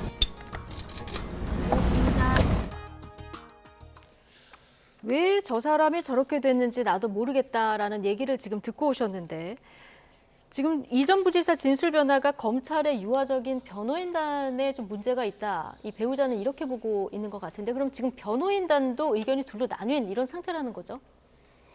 변호인단이 원래 변호인단이 지난 10개월 동안 했던 변호인단이 있고 그 뒤에 새로 충원이 된 변호인단이 있는데요. 지금 저 부인이 해임을 하겠다고 하는 것은 원래 10개월 동안 쭉 했던 그 변호인단을 얘기하는 겁니다. 지금 그 변호인단이 검찰에 그런 얘기를 했다라고 지금 얘기를 하는 거니까요. 결국은 지금 엇갈리는 얘기가 한 번, 두 번, 세 번 지금 바뀐 거기 때문에 다음 재판에서 증거 능력을 가진 법정에서 어떤 얘기를 이화영 전 지사가 하느냐로 판가름이 날 걸로 보여요. 결국 다음 재판에서 결국 오늘 재판에서 이렇게 부부싸움을 보여준 것이 다음 재판의 전조 비슷하게 되는 건데요. 결국 부인의 생각과는 정반대의 입장이 이 전 부지사의 입에서 나오게 되지 않을까라고 예측을 가능하게 하는 대목입니다. 지금 대북 송금 관련해서 이재명 대표에게 보고했다. 네. 자, 이게 검찰에 이렇게 진술했다는 보도가 나왔었고요. 그 이후에 옥중 편지가 나와서 이거 아니다 이렇게 또 얘기를 했는데 이제 변호인단 해임 관련해서 오늘 부인이 하려고 하니까 또 안 한다고 이런 복잡한 상황이었는데 네. 자, 지금 가장 궁금한 거는 그럼 옥중 편지에서 내가 이거 아니다라고 부인했던 게 맞느냐 아니면 원래 검찰에 진술했던 이재명 대표에게 보고했다라고 한 것이 맞느냐 이게 그렇죠. 이제 진실력의 그렇죠. 키인데 지금 네, 그것을 확인하는 게 오늘 재판이었거든요. 그러니까요. 근데 다음 재판에서는 이게 분명하게 될 건데요. 지금 부부가 이렇게 싸우는 걸로 봐서는 부부가 정반대의 얘기를 하고 있는 것이 너무 분명해 보이거든요. 그래서 대북 송금은 이재명 대표에게 보고했다. 원래 취지의 발언이 나올 것 같다 이렇게 전망을 하셨는데요. 그리고 법적으로도 그 옥중 편지 이런 거는 크게 중요하지가 않아요. 그 사적인 편지고 예. 검찰 앞에서 또는 판사 앞에서 증언하는 게 가장 중요한 거거든요. 그거는 여전히 살아있다 생각을 하고요. 지금 그 이화영 부지사 부인 얘기하는 거 보면 뭐 남보다 더 남처럼 얘기를 해요. 저 사람 왜 저런지 모르겠다 이렇게 얘기하고 법정 안에서도 그랬고 이렇게 봤을 때 이화영 부지사는 지금 이재명 당대표에 대해서 이야기를 하려고 하는 것 같아요. 지난번에도 한번 했고 근데 1차적으로 탄원서와 옥중 편지를 통해서 살짝 돌려놨었는데 네. 그게 지금 다시 돌아가는 것 같습니다. 원점으로. 그래가지고 이 변호인단까지 이제 여러 가지 뭐 기밀 유출이다 해가지고 부인이 본인 뜻에 따라서 그냥 그 해임을 지금 하고 있는데 그거에 대해서 또 이화영 부지사는 반대하고 있는 거 아닙니까? 네. 이렇게 봤을 때는 결국은 이화영 부지사 부인은 이재명 또는 당을 구해야 된다. 네. 그게 먼저 있는 것 같고 남편이 오히려 여러 가지 그 중형 엄벌에 처해지는 거에 대해서 크게 지금 관여치 않은 것 같습니다. 개의치 않는 것 같아요. 네. 이렇게 봤을 때 이화영 부지사는 심리적으로 제 생각입니다. 심리적으로. 결국 예. 심리적으로는 사실을 말하지 않을까. 결국 이재명 지사에 대해서 알고 있었다라는 식으로 검찰 앞에서의 진술을 다시 이야기하지 않을까 이런 생각이 듭니다. 네.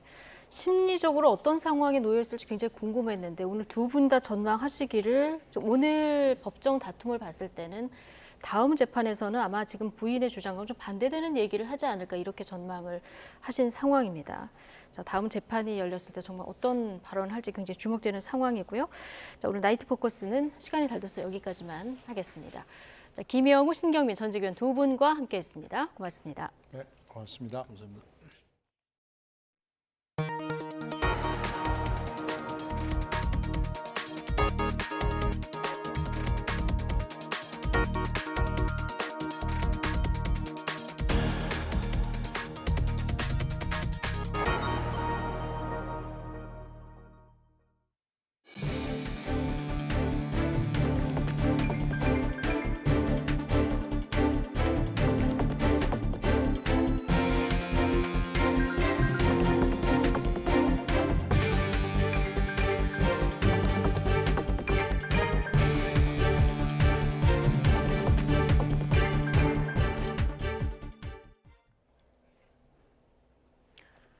탄핵소추안 기각으로 이상민 행정안전부 장관은 167일 만에 업무에 복귀했습니다. 이 장관은 이태원 참사와 관련한 소모적인 정쟁을 멈춰야 한다는 입장문을 내고 첫 일정으로 수해 현장을 찾았습니다. 김종균 기자입니다. 이상민 행안부 장관은 탄핵소추안이 기각되자 곧바로 직무에 복귀했습니다. 지난 2월 8일 탄핵소추안 가결로 직무가 정지된 지 167일 만입니다. 이 장관은 복귀 일성으로 이태원 참사와 관련한 소모적인 정쟁을 멈추고 힘을 모아야 한다고 강조했습니다. 특히 12구 참사 그리고 이번 수재로 인해서 유명을 달리하신 분들 그리고 그 유가족분들과 이재민 여러분들께 깊은 애도와 위로의 마음을 전합니다. 이어 곧바로 최근 집중호우로 큰 피해를 본 수해 현장을 방문했습니다. 이 장관은 지천 제방복구 현장을 둘러보고 이어 비닐하우스와 침수 피해 농가의 복구 현장도 살폈습니다. 우선은 국민 여러분과 우리 정부와 제가 하나가 돼서 이 극심한 호우로 인한 피해를 대응하고 복구하는데 일단 최선의 노력을 경주하겠습니다. 이 장관은 복귀 후 업무 보고부터 받습니다. 법적 책임을 벗은 만큼 재난관리 시스템 개선과 정부 개혁 등 중요 과제를 속도감 있게 추진할 계획입니다. 다만 야당과 유족은 여전히 반발하고 있어 정치적, 도의적 책임을 둘러싼 논란은 이어질 전망입니다. YTN 김주길입니다. 네, 이상민 행안부 장관에 대한 탄핵소추안이 기각되자 이태원 참사 유가족들은 강하게 분노했습니다. 참사 때 참담한 아픔을 다시 느낀다며 이 장관 퇴진운동에 나서기로 했습니다. 임형준 기자입니다. 국민은 이상민을 파면했다고 적힌 현수막을 들고 헌법재판소 앞에 다시 모인 이태원 참사 유가족들. 이상민 행정안전부 장관의 탄핵이 기각됐다는 소식이 전해지자 허탈감을 감추지 못했습니다. 유가족들은 오늘 선고 결정이 너무 참담하고 너무 아픕니다. 우리는 지난 2022년 10월 29일에 그 참담했던 아픔을 오늘 또 느낄 수밖에 없었습니다. 이태원 참사는 북한 소행이라는 외침에 유가족들이 반발하며 기자회견이 잠시 중단되기도 했습니다. 소동이 가까스로 정리되고 기자회견을 재개한 유족들은 헌법재판소가 이 장관에게 면죄부를 줬다고 규탄했습니다. 이 장관이 재난안전관리 총괄 책임자로서 의무를 회피하고 희생자의 존엄과 유가족의 권리도 훼손했지만 헌재가 인정하지 않았다고 지적했습니다. 더 이상 국민들의 편이 아니고 국민들을 보호해줄 수 있는 법은 없습니다. 유족들은 독립적 진상조사를 위한 특별법 제정을 촉구하면서 이 장관 퇴진 운동에도 나서겠다고 예고했습니다. 시민단체들도 헌재 결정이 아쉬움을 나타내며 유가족과 함께 행동하겠다고 힘을 실었습니다. 유족들 사이에서는 정말로 받아들일 수 없는 결정이라고 봅니다. 저희는 멈추지 않고 이상민 장관의 퇴진을 추진할 것입니다. 탄핵이 기각되며 이상민 장관은 167일 만에 직무에 복귀했습니다. 그러나 유족들과 시민사회 반발이 여전해서 법적 책임과는 별개로 이 장관의 정치적 도의적 책임론은 쉽게 가라앉지 않을 전망입니다. YTN 임영준입니다. 대낮 서울 신도림동에서 묻지마 흉기 난동을 벌인 남성이 범행 전날 망치로 컴퓨터를 부수는 등 증거인멸을 시도한 정황이 드러났습니다. 네, 피의자는 경찰 조사에서 자신에게 사이코패스 성향이 있고 또래 남성에 대해서 열등감이 있다고 진술하기도 한 것으로 파악됐습니다. 유서연 기자가 단독 보도합니다. 검은색 상의를 입은 남성이 마트 주방용품 진열대로 다가갑니다. 사람들이 없는 틈을 타 흉기 2점을 집어들더니 바지춤에 집어넣고 윗옷을 내려 얼른 감춥니다. 지난 21일 서울 신림동에서 무차별 흉기 난동을 벌인 30대 남성 조모 씨가 범행했을 흉기를 훔치는 장면입니다. 곧바로 택시를 타고 신림역 근처로 이동한 조 씨는 1명을 살해하고 3명을 다치게 했습니다. 그런데 조 씨의 범행 준비는 이보다 앞서 시작된 것으로 보입니다. 범행 하루 전 컴퓨터를 망치로 부수고 휴대전화를 초기화하는 등 증거인멸을 시도한 정황이 드러난 겁니다. 경찰은 조 씨가 검색 기록 등을 지우려 한 것으로 의심하고 포렌식을 통해 관련 내용을 복원하는 작업에 들어갔습니다. 조 씨는 또 경찰 조사에서 자신에게 사이코패스 성향이 있다고 말하면서 또래 남성에 대해 열등감을 느낀다고 인정한 것으로 파악됐습니다. 다만 경찰은 조 씨의 진술이 오락가락해 신빙성이 떨어지는 만큼 정확한 사실관계를 밝히는 데 수사력을 모으고 있습니다. 조 씨는 원래 오늘 사이코패스 검사를 받을 예정이었지만 감정이 복잡하다면서 돌연 거부하기도 했습니다. 조 씨는 최근 5년간 정신질환으로 치료받은 적은 없는 것으로 확인된 가운데 조 씨의 신상 공개 여부는 내일 결정될 예정입니다. YTN 유서연입니다. 아파트 지하주차장에서 지인인 여성에게 흉기를 휘두른 혐의를 받는 70대 남성에 대해서 경찰이 오늘 구속영장을 신청했습니다. 70대 남성 A씨는 어제 오전 10시 40분쯤 서울 고척동에 있는 아파트 지하주차장에서 50대 여성에게 흉기를 휘둘러 크게 다치게 한 혐의를 받습니다. 경찰은 범행 경위를 조사하고 있지만 A씨는 진술을 거부하고 있는 것으로 파악됐습니다. 생후 57일 된 아기를 학대해 숨지게 한 혐의로 체포된 친부에 대해서 경찰이 구속영장을 신청했습니다. 인천경찰청은 오늘 아동학대 치사 혐의로 28살 A씨에 대해서 구속영장을 신청했습니다. 앞서 경찰은 어제 오전 10시 40분쯤 인천의 한 병원에서 생후 1개월 된 아이가 두개골 골절과 뇌출혈이 있어 아동학대가 의심된다는 신고를 받고 A씨를 긴급 체포했습니다. A씨는 아동학대 혐의를 부인하고 있는 것으로 알려졌습니다. 숨진 초등학교 교사가 극단적 선택을 하기 전 일기장에 업무상 어려움을 토로한 것으로 드러났습니다. 동료 교사들의 분노가 높아지고 있는 가운데 교육당국은 본격적인 진상조사에 착수했습니다. 신지원 기자입니다. 고인이 숨지기 보름 전쯤 쓴 일기장입니다. 월요일 출근 후 업무 폭탄과 학생 관련 일이 겹쳐 모든 게 버거워졌다. 밥을 먹는데 손이 떨리고 눈물이 흐를 뻔했다며 숨이 막혔다고 적혀 있습니다. 일기를 공개한 유족과 서울교사노조 측은 고인이 생전에 학교 업무와 학생 생활 지도로 어려움을 겪었던 정황이라고 설명했습니다. 잘못된 언론 보도에는 법적 대응을 예고했습니다. 숨진 교사의 사촌 오빠는 자신의 블로그에서 특정 언론사가 일기장에 잠깐 언급된 내용을 전체 맥락처럼 호도했다고 비판했습니다. 또 아직 진상조사가 진행 중인 상황에서 무분별한 추측성 보도가 나갔다며 해명과 사과를 요구했습니다. 경찰이 악성 민원 당사자로 지목된 학부모를 조사한 가운데 교육부와 서울시 교육청도 본격적인 진상조사에 착수했습니다. 심리상담을 마친 교직원들을 개별 면담하고 숨진 교사의 담당 업무 파악에 나섰습니다. 동료 교사들에 대한 학부모 갑질 사례도 조사하고 있습니다. 고인이 일기장에 남긴 어려움이 전체 교사들의 현실이라고 판단했기 때문입니다.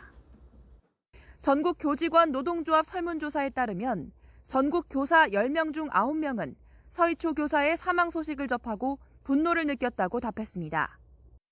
무력감이나 우울감, 자괴감이 들었다는 응답도 절반을 훌쩍 넘겼습니다.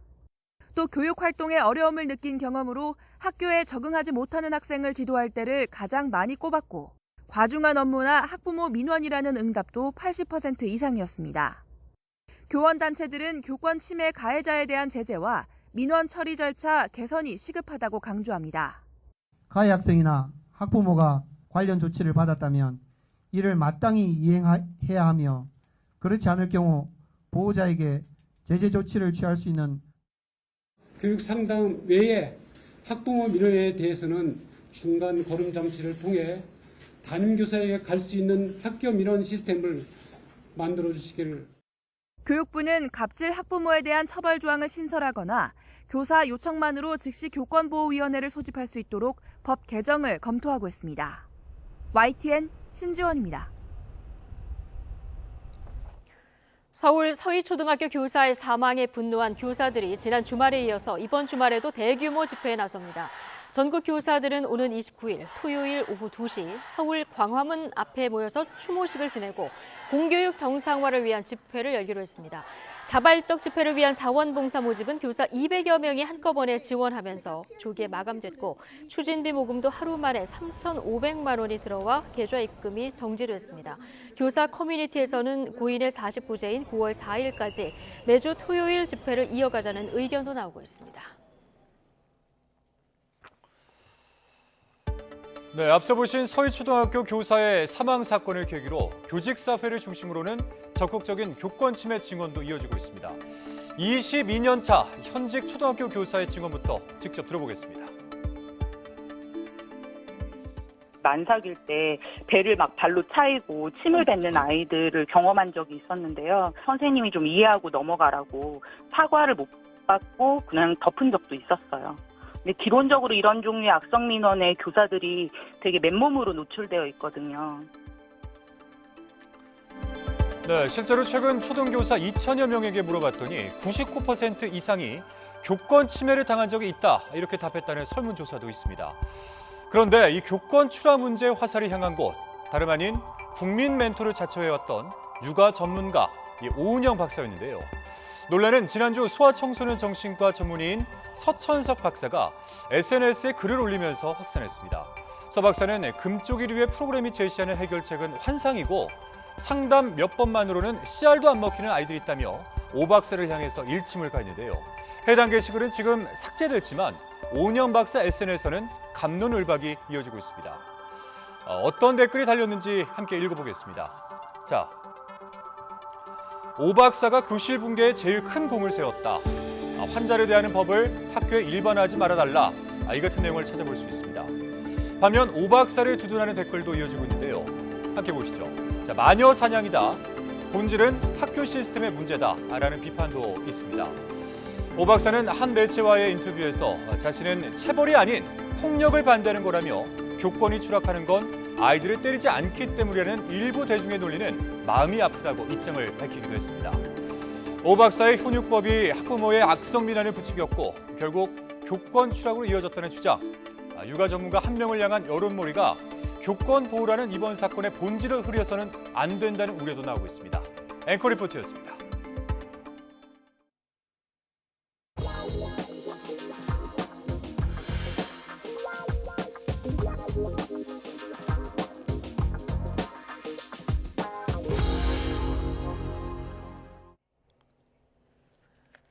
국제통화기금 IMF가 올해 우리나라 경제 성장률 전망치를 1.4%로 5회 연속 하향 조정했습니다. 내년 경제 성장률은 2.4%로 동결했습니다. 이승은 기자입니다. 국제통화기금 IMF가 올해 우리나라 경제 성장률을 1.4%로 석 달 만에 0.1%포인트 내렸습니다. 지난해 7월부터 5번 연속 우리나라 성장률을 하향 조정한 겁니다. 지난 1분기 반도체 실적이 부진했고 중국 경제활동 재개 효과가 저조했던 영향으로 보입니다.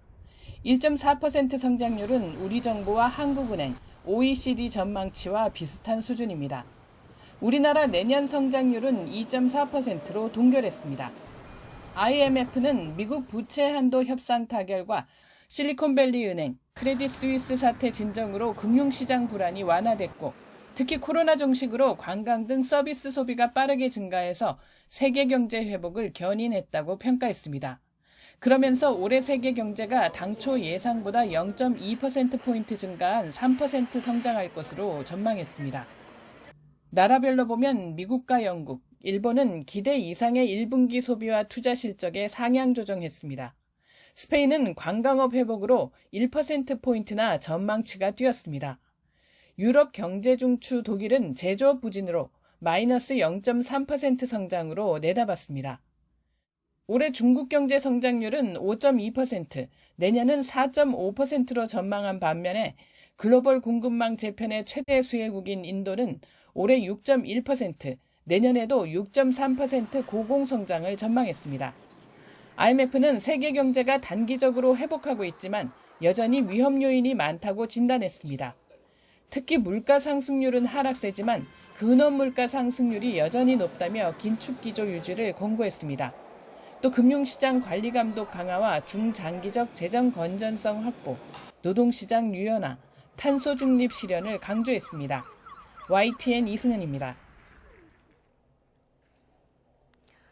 낙농가와 유업체들이 올해 우유의 원유 가격을 논의했지만 또다시 결론을 내지 못했습니다. 낙농진흥회 소위원회는 원유값 인상분을 놓고 협상을 벌였지만 의견차를 좁히지 못하고 모레인 오는 27일 다시 논의하기로 했습니다. 낙농진흥회 소위원회는 올해 리터당 69에서 104원 범위에서 원유값 인상폭을 정하기로 하고 지난달 9일 이후 10차례에 걸쳐 논의를 이어왔습니다. 북한이 전승절이라고 주장하는 6.25 전쟁 정전협정 체결일 70주년 기념 행사에 중국과 러시아 대표단을 초청한 사실을 알렸습니다. 코로나19 이후 첫 외빈 초청인데 완전한 국경 개방 조치로 이어질지 관심이 모아지고 있습니다. 조수연 기자입니다. 북한의 이른바 전승절 70주년 행사에 초대된 지역 참가자들이 평양에 속속 도착합니다. 북한 노동신문은 전쟁 노병 등 참가자들이 집결하고 있다며 평양에서 성대한 경축 행사가 열릴 거라고 예고했습니다. 그러면서 기념 행사에 중국 당정부 대표단을 초청한 사실을 알렸습니다.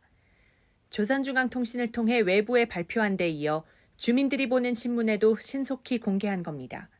중국 공산당 중앙위원회 정치국 위원이자 전국인민대표대회 상무위원회 부위원장 리홍중이 대표단을 이끕니다.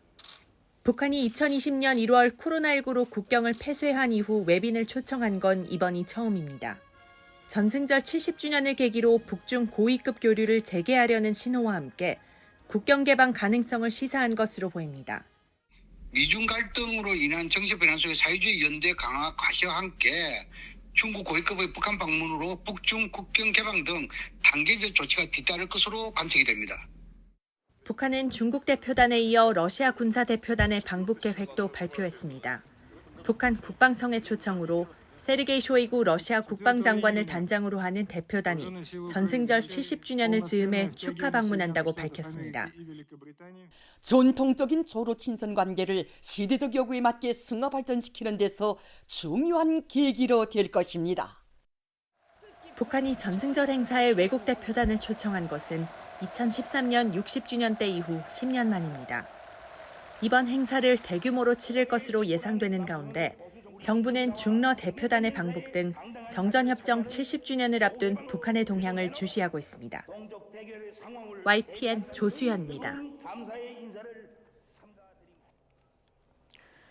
외교부는 중국 대표단이 북한이 전승절이라고 주장하는 정전협정 기념일 행사에 참석하는 것과 관련해서 중북 관계가 한반도 평화와 안정에 기여하는 방향으로 나가길 기대한다고 밝혔습니다. 외교부 당국자는 중국 측이 이번에 방북했을 때 북한의 도발 자제나 한반도 평화 안정의 건설적 역할을 수행하는 것이 바람직하다는 입장인가라는 질문에 항상 그렇다고 답했습니다.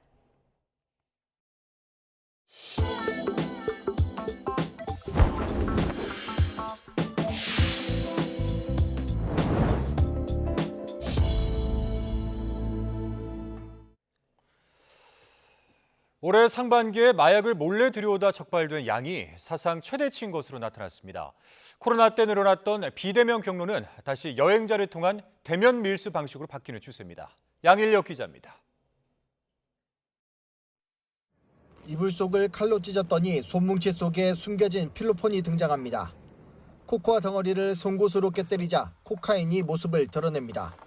단속하던 직원도 교묘한 수법에 혀를 내두릅니다. 코코아 속에 저렇게 들어가 있네. 이렇게 해외에서 몰래 들여오려다 적발된 마약이 올해 상반기에만 329kg에 이릅니다. 무려 505만 명이 투약하거나 흡입할 수 있는 양입니다. 관세청이 마약 단속을 시작한 이후 역대 상반기 가운데 가장 많은 적발량입니다. 2020년 줄어드는 듯 했던 마약 밀수는 다시 늘기 시작하더니 올해 상반기엔 지난해보다 38% 증가했습니다. 특히 건당 적발량은 올해 들어 1kg을 넘어서며 대형 밀수가 증가하고 있음을 나타냈습니다. 국내 마약 가격이 해외에 비해 높게 형성돼 있고 마약 수요도 지속해서 증가하는 흐름과 무관치 않습니다. 젊은 층을 중심으로 흔히 클럽용 마약이라고 불리는 케타민, MDMA와 외국 노동자에 의해 주로 소비되는 야바 등에 대한 수요가 꾸준히 증가한 밀수 경로에도 변화가 감지됐습니다. 국제우편이나 특송화물 등 비대면 방식은 줄고 여행자를 통한 마약 밀수 증가세가 뚜렷해 코로나 이전으로 회귀하는 양상을 보였습니다. 이런 분위기를 반영해 관세청은 여행객들에게 해외에서 마약류를 구매하거나 들여오지 말라고 당부했습니다. 특히 대마 등 마약류가 합법화한 나라에서 흡입, 투약하더라도 적발되면 국내에서 처벌받을 수 있어 주의가 필요합니다. YTN 양일혁입니다. 정체를 알 수 없는 해외 우편물에 대한 신고가 오늘 오후 기준 3,000건을 넘겼습니다. 경찰청은 지난 20일 첫 신고부터 오늘 오후 5시까지 전국에서 관련 신고가 3,021건 접수됐다고 밝혔습니다. 오늘 오전 5시부터 오후 5시까지는 모두 228건이 접수됐습니다.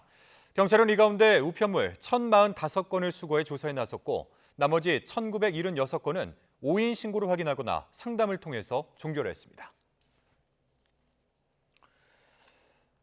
국무총리실 산하 국무조정실이 오송 지하차도 사고 감찰 과정에서 허위보고 혐의로 경찰관 6명을 검찰에 수사 의뢰하면서 압수수색 등의 고강도 수사가 벌어지고 있는데요. 전국경찰직장협의회가 국가와 지자체의 책임을 현장 경찰관에게 전가하고 있다며 국무조정실 앞에서 1인 시위에 나서기로 했습니다. 이성우 기자입니다.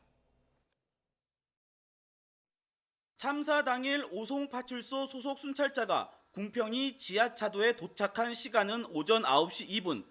지하차도가 침수되기 시작된 지 20여 분 후입니다. 앞서 오전 7시 58분에 궁평 지하차도 통제를 요청하는 신고가 들어왔지만 비슷한 시각에 접수된 다른 신고를 처리한 뒤 순찰차는 궁평이 지하차도가 아니라 궁평일 교차로로 이동해 교통을 통제했습니다. 07시 58분 신고는 신고 내용이 국도 36호선 거기 제방에 물이 넘치기 시작했거든요. 궁평 지하차도. 경찰이 주장하는 궁평이 지하차도로 가라는 최초 지령이 접수된 것은 침수 사고 바로 직전인 오전 8시 37분. 하지만 국무조정실은 지하차도의 긴급 통제를 요청하는 신고를 2차례 받고도 적절한 조치를 하지 않고 감찰 과정에서 다른 사고 현장에 출동한 것처럼 허위 보고를 한 혐의로 경찰관 6명을 검찰에 수사 의뢰했습니다. 수사 의뢰를 받은 검찰도 오송파출소와 상급기관인 청주 흥덕경찰서, 충북경찰청에 대해 이틀 동안 강도 높은 압수수색을 벌였습니다. 하지만 압수수색 과정에서 검찰과 경찰 간의 이견으로 고성도 오간 것으로 전해졌습니다. 결국 전국경찰직장협의회가 사고 책임을 현장 경찰관에게 전가하고 있다며 반발하고 나섰습니다. 문제의 7시 58분 신고가 순찰차 태블릿 PC로 전송이 안 됐다고 진술했고 오전 8시 1분 현장 경찰관은 수신이 전혀 안 되고 있다는 무전을 합니다. 직원들에 대한 수사 대상으로 하는 것은 현장에서 근무하는 경찰관으로서는 좀 당혹감과 함께 꼬리자르기 수사가 아닌가 하는. 전국경찰직장협의회는 책임 전가를 규탄하겠다며 오는 27일부터 이틀간 정부 세종청사 국무조정실 앞에서 릴레이 1인 시위를 할 예정입니다. YTN 이성우입니다. 전 세계 청소년 4만 3천 명이 참가하는 세계 스카우트 잼버리 대회가 조만간에 전라북도 새만금에서 열리는데요. 이 스카우트 대원들이 과연 우리나라의 혹독한 여름 날씨를 견뎌낼 수 있을지 야영장 안전이 걱정입니다. 김민성 기자가 현장을 돌아봤습니다. 다음 달 1일 세계 스카우트 잼버리가 열릴 전북 부안군 야영장입니다. 몽골 텐트가 쳐진 캠프 부지 이곳저곳에 물 웅덩이가 패였습니다. 성인 남성 발목 높이까지 빠지는 진흙탕도 심심찮게 보입니다. 폭우로 인한 침수 우려를 여태 해소하지 못한 겁니다. 바닷바람과 혹시 모를 태풍도 위험 요소입니다. 지역 특성상 범람이 없습니다. 그냥 하늘에서 떨어지는 물이 답니다. 불편한 상황은 이제 있는 거고 그래서 이 불편을 어떻게 하면 최소화할 건가 이제 그런 고민을.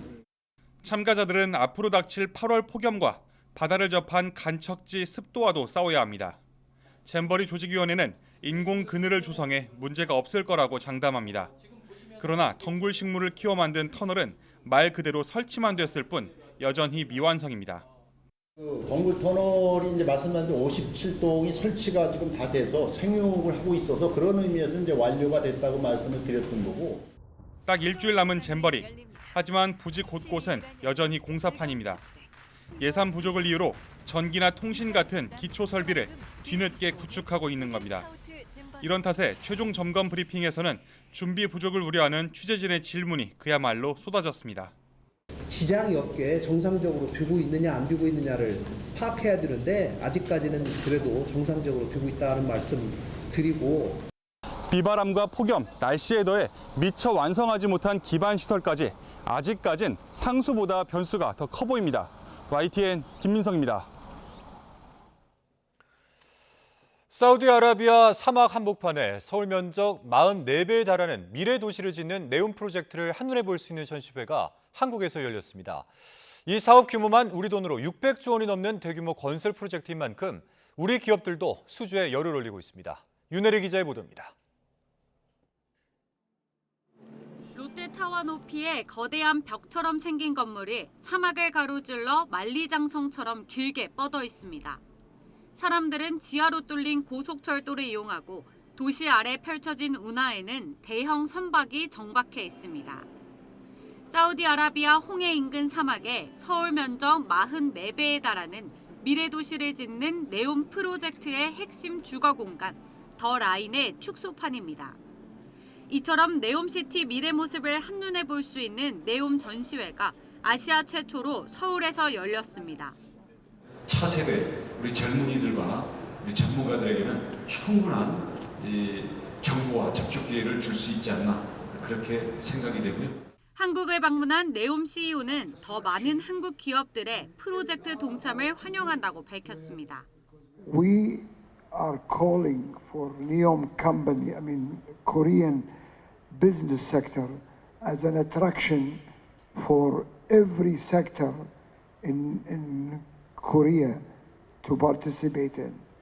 사업 규모만 5천억 달러에 달해 우리 기업들에겐 대규모 계약을 따낼 기회의 장이나 다름없습니다.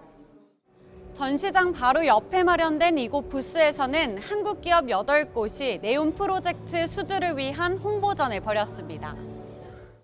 차가 다니지 않는 네옴시티의 미래 교통수단, 도심 항공교통의 이착륙과 충전, 정비를 한 번에 할 수 있는 인프라를 구축한 기업부터 투명한 유리로 건물 전면을 덮는 미디어 파사드를 개발한 기업까지 종류가 다양합니다. 과밀화된 조심 속에서 저희들이 보다 효율적으로 관리를 하고 운영할 수 있는 저희 H포트가 그 하나의 솔루션으로 저희 제안드릴 수 있겠습니다. 한국에서 이런 전시회를 하게 돼서 저희들은 저희 제품을 이렇게 육안으로 다 보여드리고 또 특징을 다 설명할 수 있는 아주 좋은 기회였다고 생각합니다. 국토부는 이번 전시회를 통해 네옴과 우리 기업, 정부 간 긴밀한 협력 체계를 구축했다며 앞으로 사업 기회를 확대하는 데 더 적극적으로 나서겠다는 계획입니다. YTN 윤혜리입니다. 소셜미디어 트위터의 상징 파랑새 로고가 알파벳 X로 바뀌었습니다. 트위터가 기존 메시지 교환뿐 아니라 전자상거래와 금융업무 기능까지 갖춘 슈퍼앱으로 변신하기 위한 신호탄이라는 해석입니다. 류재복 기자입니다. 트위터 본사 건물 밖에 거대한 X 문양이 새겨졌습니다. 트위터의 로고가 바뀌었음을 알리는 신호입니다. 트위터는 지난 2006년 설립된 뒤 줄곧 파랑새를 로고로 써왔습니다. 최고 경영자 일론 머스크는 앞서 모든 새와 작별을 고할 것이라며 로고 변경을 알렸습니다. I myself am going to hop onto Twitter. You know, it's going to take a time to be like, I'm hopping on X, especially as someone who's been using from 2010s. 일론 머스크의 X 사랑은 유별납니다. 우주항공업체 스페이스X나 인공지능 개발업체 xAI에도 X가 빠지지 않습니다. 트위터 인수 전부터 파랑새 로고를 바꿀 마음을 먹은 것으로 알려졌습니다. 머스크는 로고 변경에 그치지 않고 트위터를 슈퍼 앱으로 변신시킬 계획입니다. 기존의 메시지 교환 기능에 전자상거래와 금융 업무 기능까지 탑재시키겠다는 겁니다. 상품 결제와 화상통화, 쇼핑까지 가능해서 중국에서만 14억 명이 사용하고 있는 위챗이 본보기입니다. I actually think that this is less about reinventing Twitter and more about building a brand around Elon Musk's current empire. 머스크의 야심찬 계획이 빅테크 SNS 혁명의 도화선이 될 거란 전망과 함께 익숙한 브랜드 파괴가 가져올 실패 가능성을 점치는 목소리도 나오고 있습니다. YTN 유재복입니다. 국가유공자가 안장되는 곳이 국립묘지죠. 이 국립묘지 조성을 놓고 갈등을 빚는 곳이 있습니다. 바로 강원도 횡성인데요. 대상 지역을 결정하고 예산까지 마련을 했는데 주민들은 강하게 반발하고 있다고 합니다. 홍성욱 기자가 취재했습니다. 강원 지역 국립묘지 안장 대상자는 2만여 명. 하지만 강원 지역에는 국립묘지가 없습니다. 강원 지역 거주 참전용사나 국가유공자들은 사망 후 고향을 떠나 타지에 있는 국립묘지를 찾아야 했습니다. 국가보훈부가 강원권 국립호국원 조성 계획을 발표했고 강원 지역 3개 자치단체가 유치를 희망했습니다. 최종 선정된 곳은 강원도 횡성군 공급면 덕촌리 일원.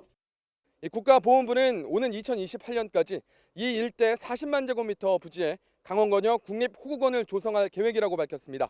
봉안시설 2만 기 규모입니다. 하지만 문제가 있었습니다.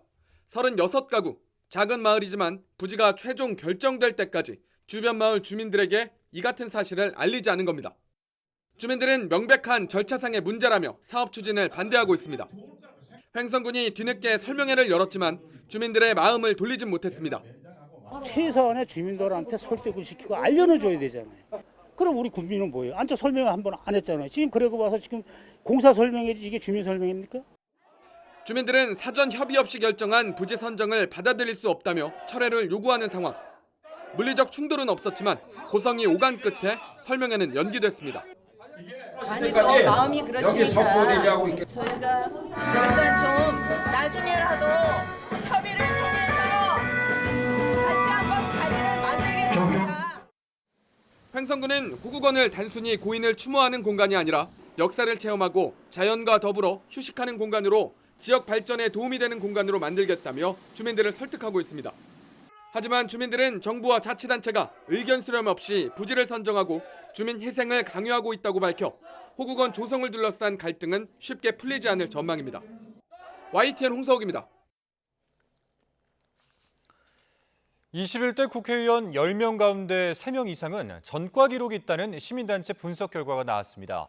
경제정의실천시민연합은 오늘 기자회견을 열고 21대 국회의원 283명을 대상으로 전과 기록을 분석한 결과 33%에 해당하는 94명이 전과가 있는 것으로 조사됐다고 밝혔습니다. 정당별로는 더불어민주당이 68명, 국민의힘은 22명으로 민주화와 노동운동 관련 전과를 제외하면 민주당 27명, 국민의힘 19명으로 나타났습니다. 경실련은 각 당에서 공천 배제 기준을 명확히 규정하고 예외 없이 적용해야 한다며 공천 제도를 개혁해야 한다고 촉구했습니다. 영화 기생충 등 유명 영화에 투자한 투자자문회사의 대주주 A씨의 1,000억 원대 사기 혐의를 수사하고 있는 경찰이 본격적인 강제 수사에 나섰습니다. 서울경찰청 금융범죄수사대는 어제 A씨의 경기 고양시 주거지와 서울 영등포구 투자자문 사무실 등 5곳에 대한 압수수색을 실시했습니다.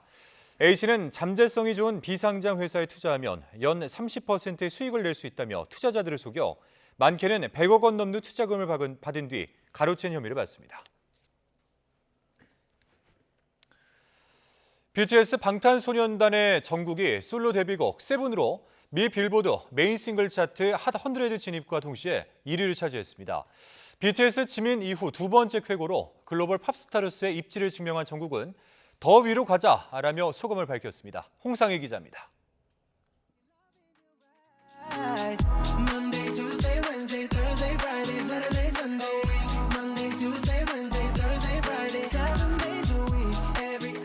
그룹 방탄소년단의 황금막내 정국이 K-팝 역사를 다시 썼습니다.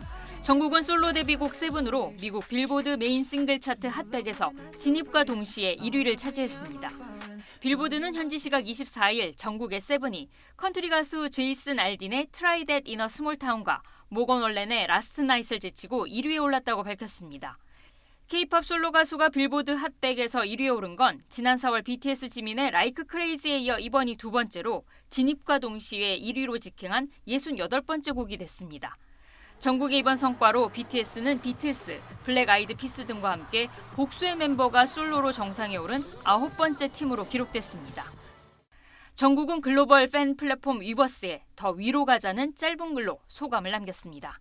미국 내 음원 판매량과 스트리밍, 라디오 방송 횟수 등을 종합해 한 주의 순위를 정하는 빌보드 싱글 차트 핫 100에서 정국의 세븐은 스트리밍 2,190만, 디지털 CD 판매량 15만 3천을 기록했습니다.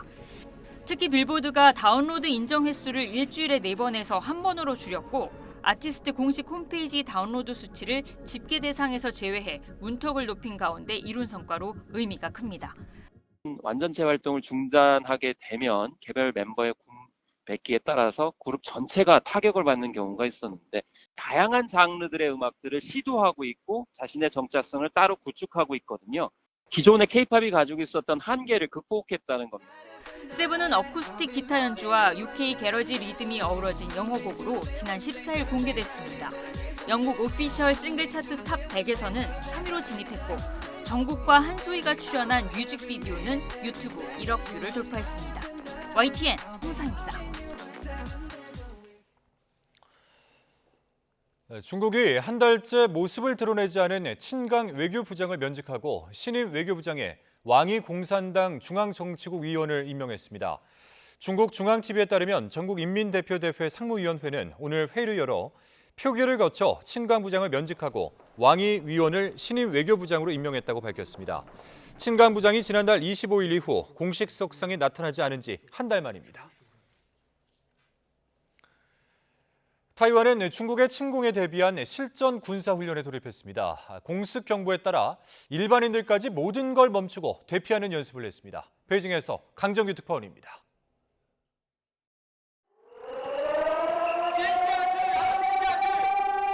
공습 경보가 울리자 자동차와 오토바이가 멈춰섭니다. 시민들은 서둘러 지하철역으로 몸을 피합니다. 외국인 관광객도 예외 없이 30분 동안 발이 묶였습니다.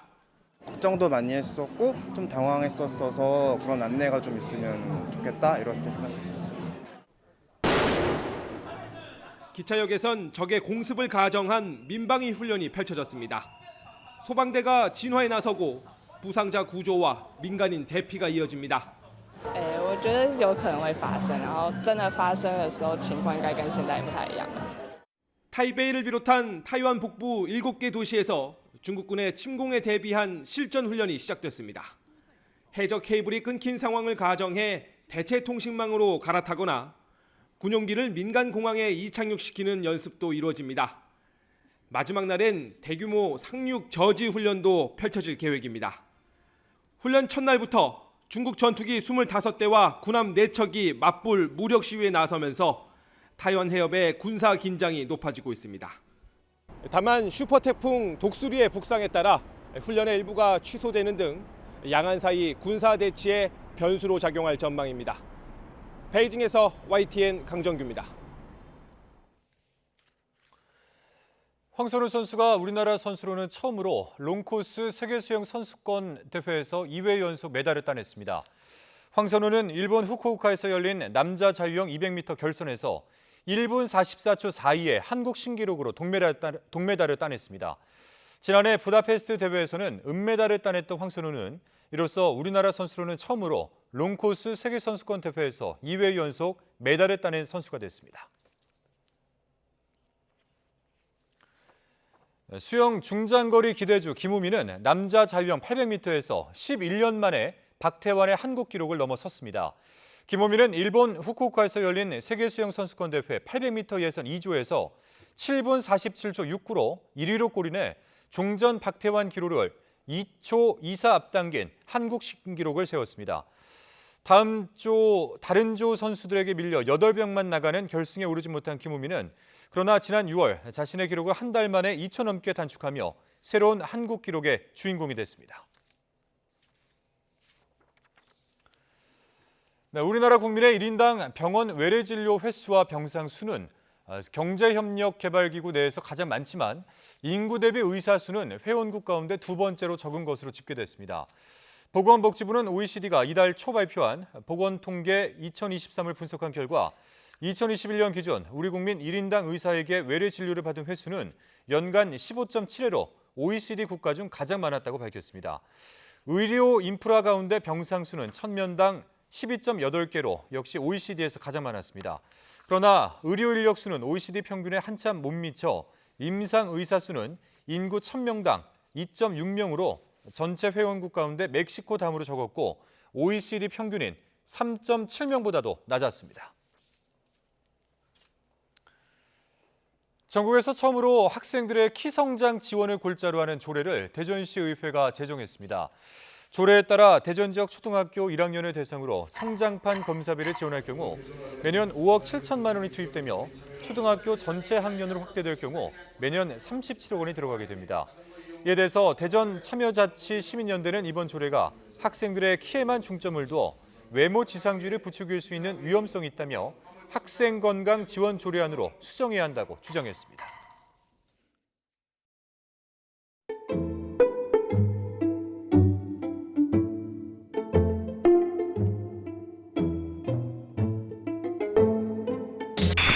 conversation has commenced with the KPA through the mechanisms of the Armistice Agreement.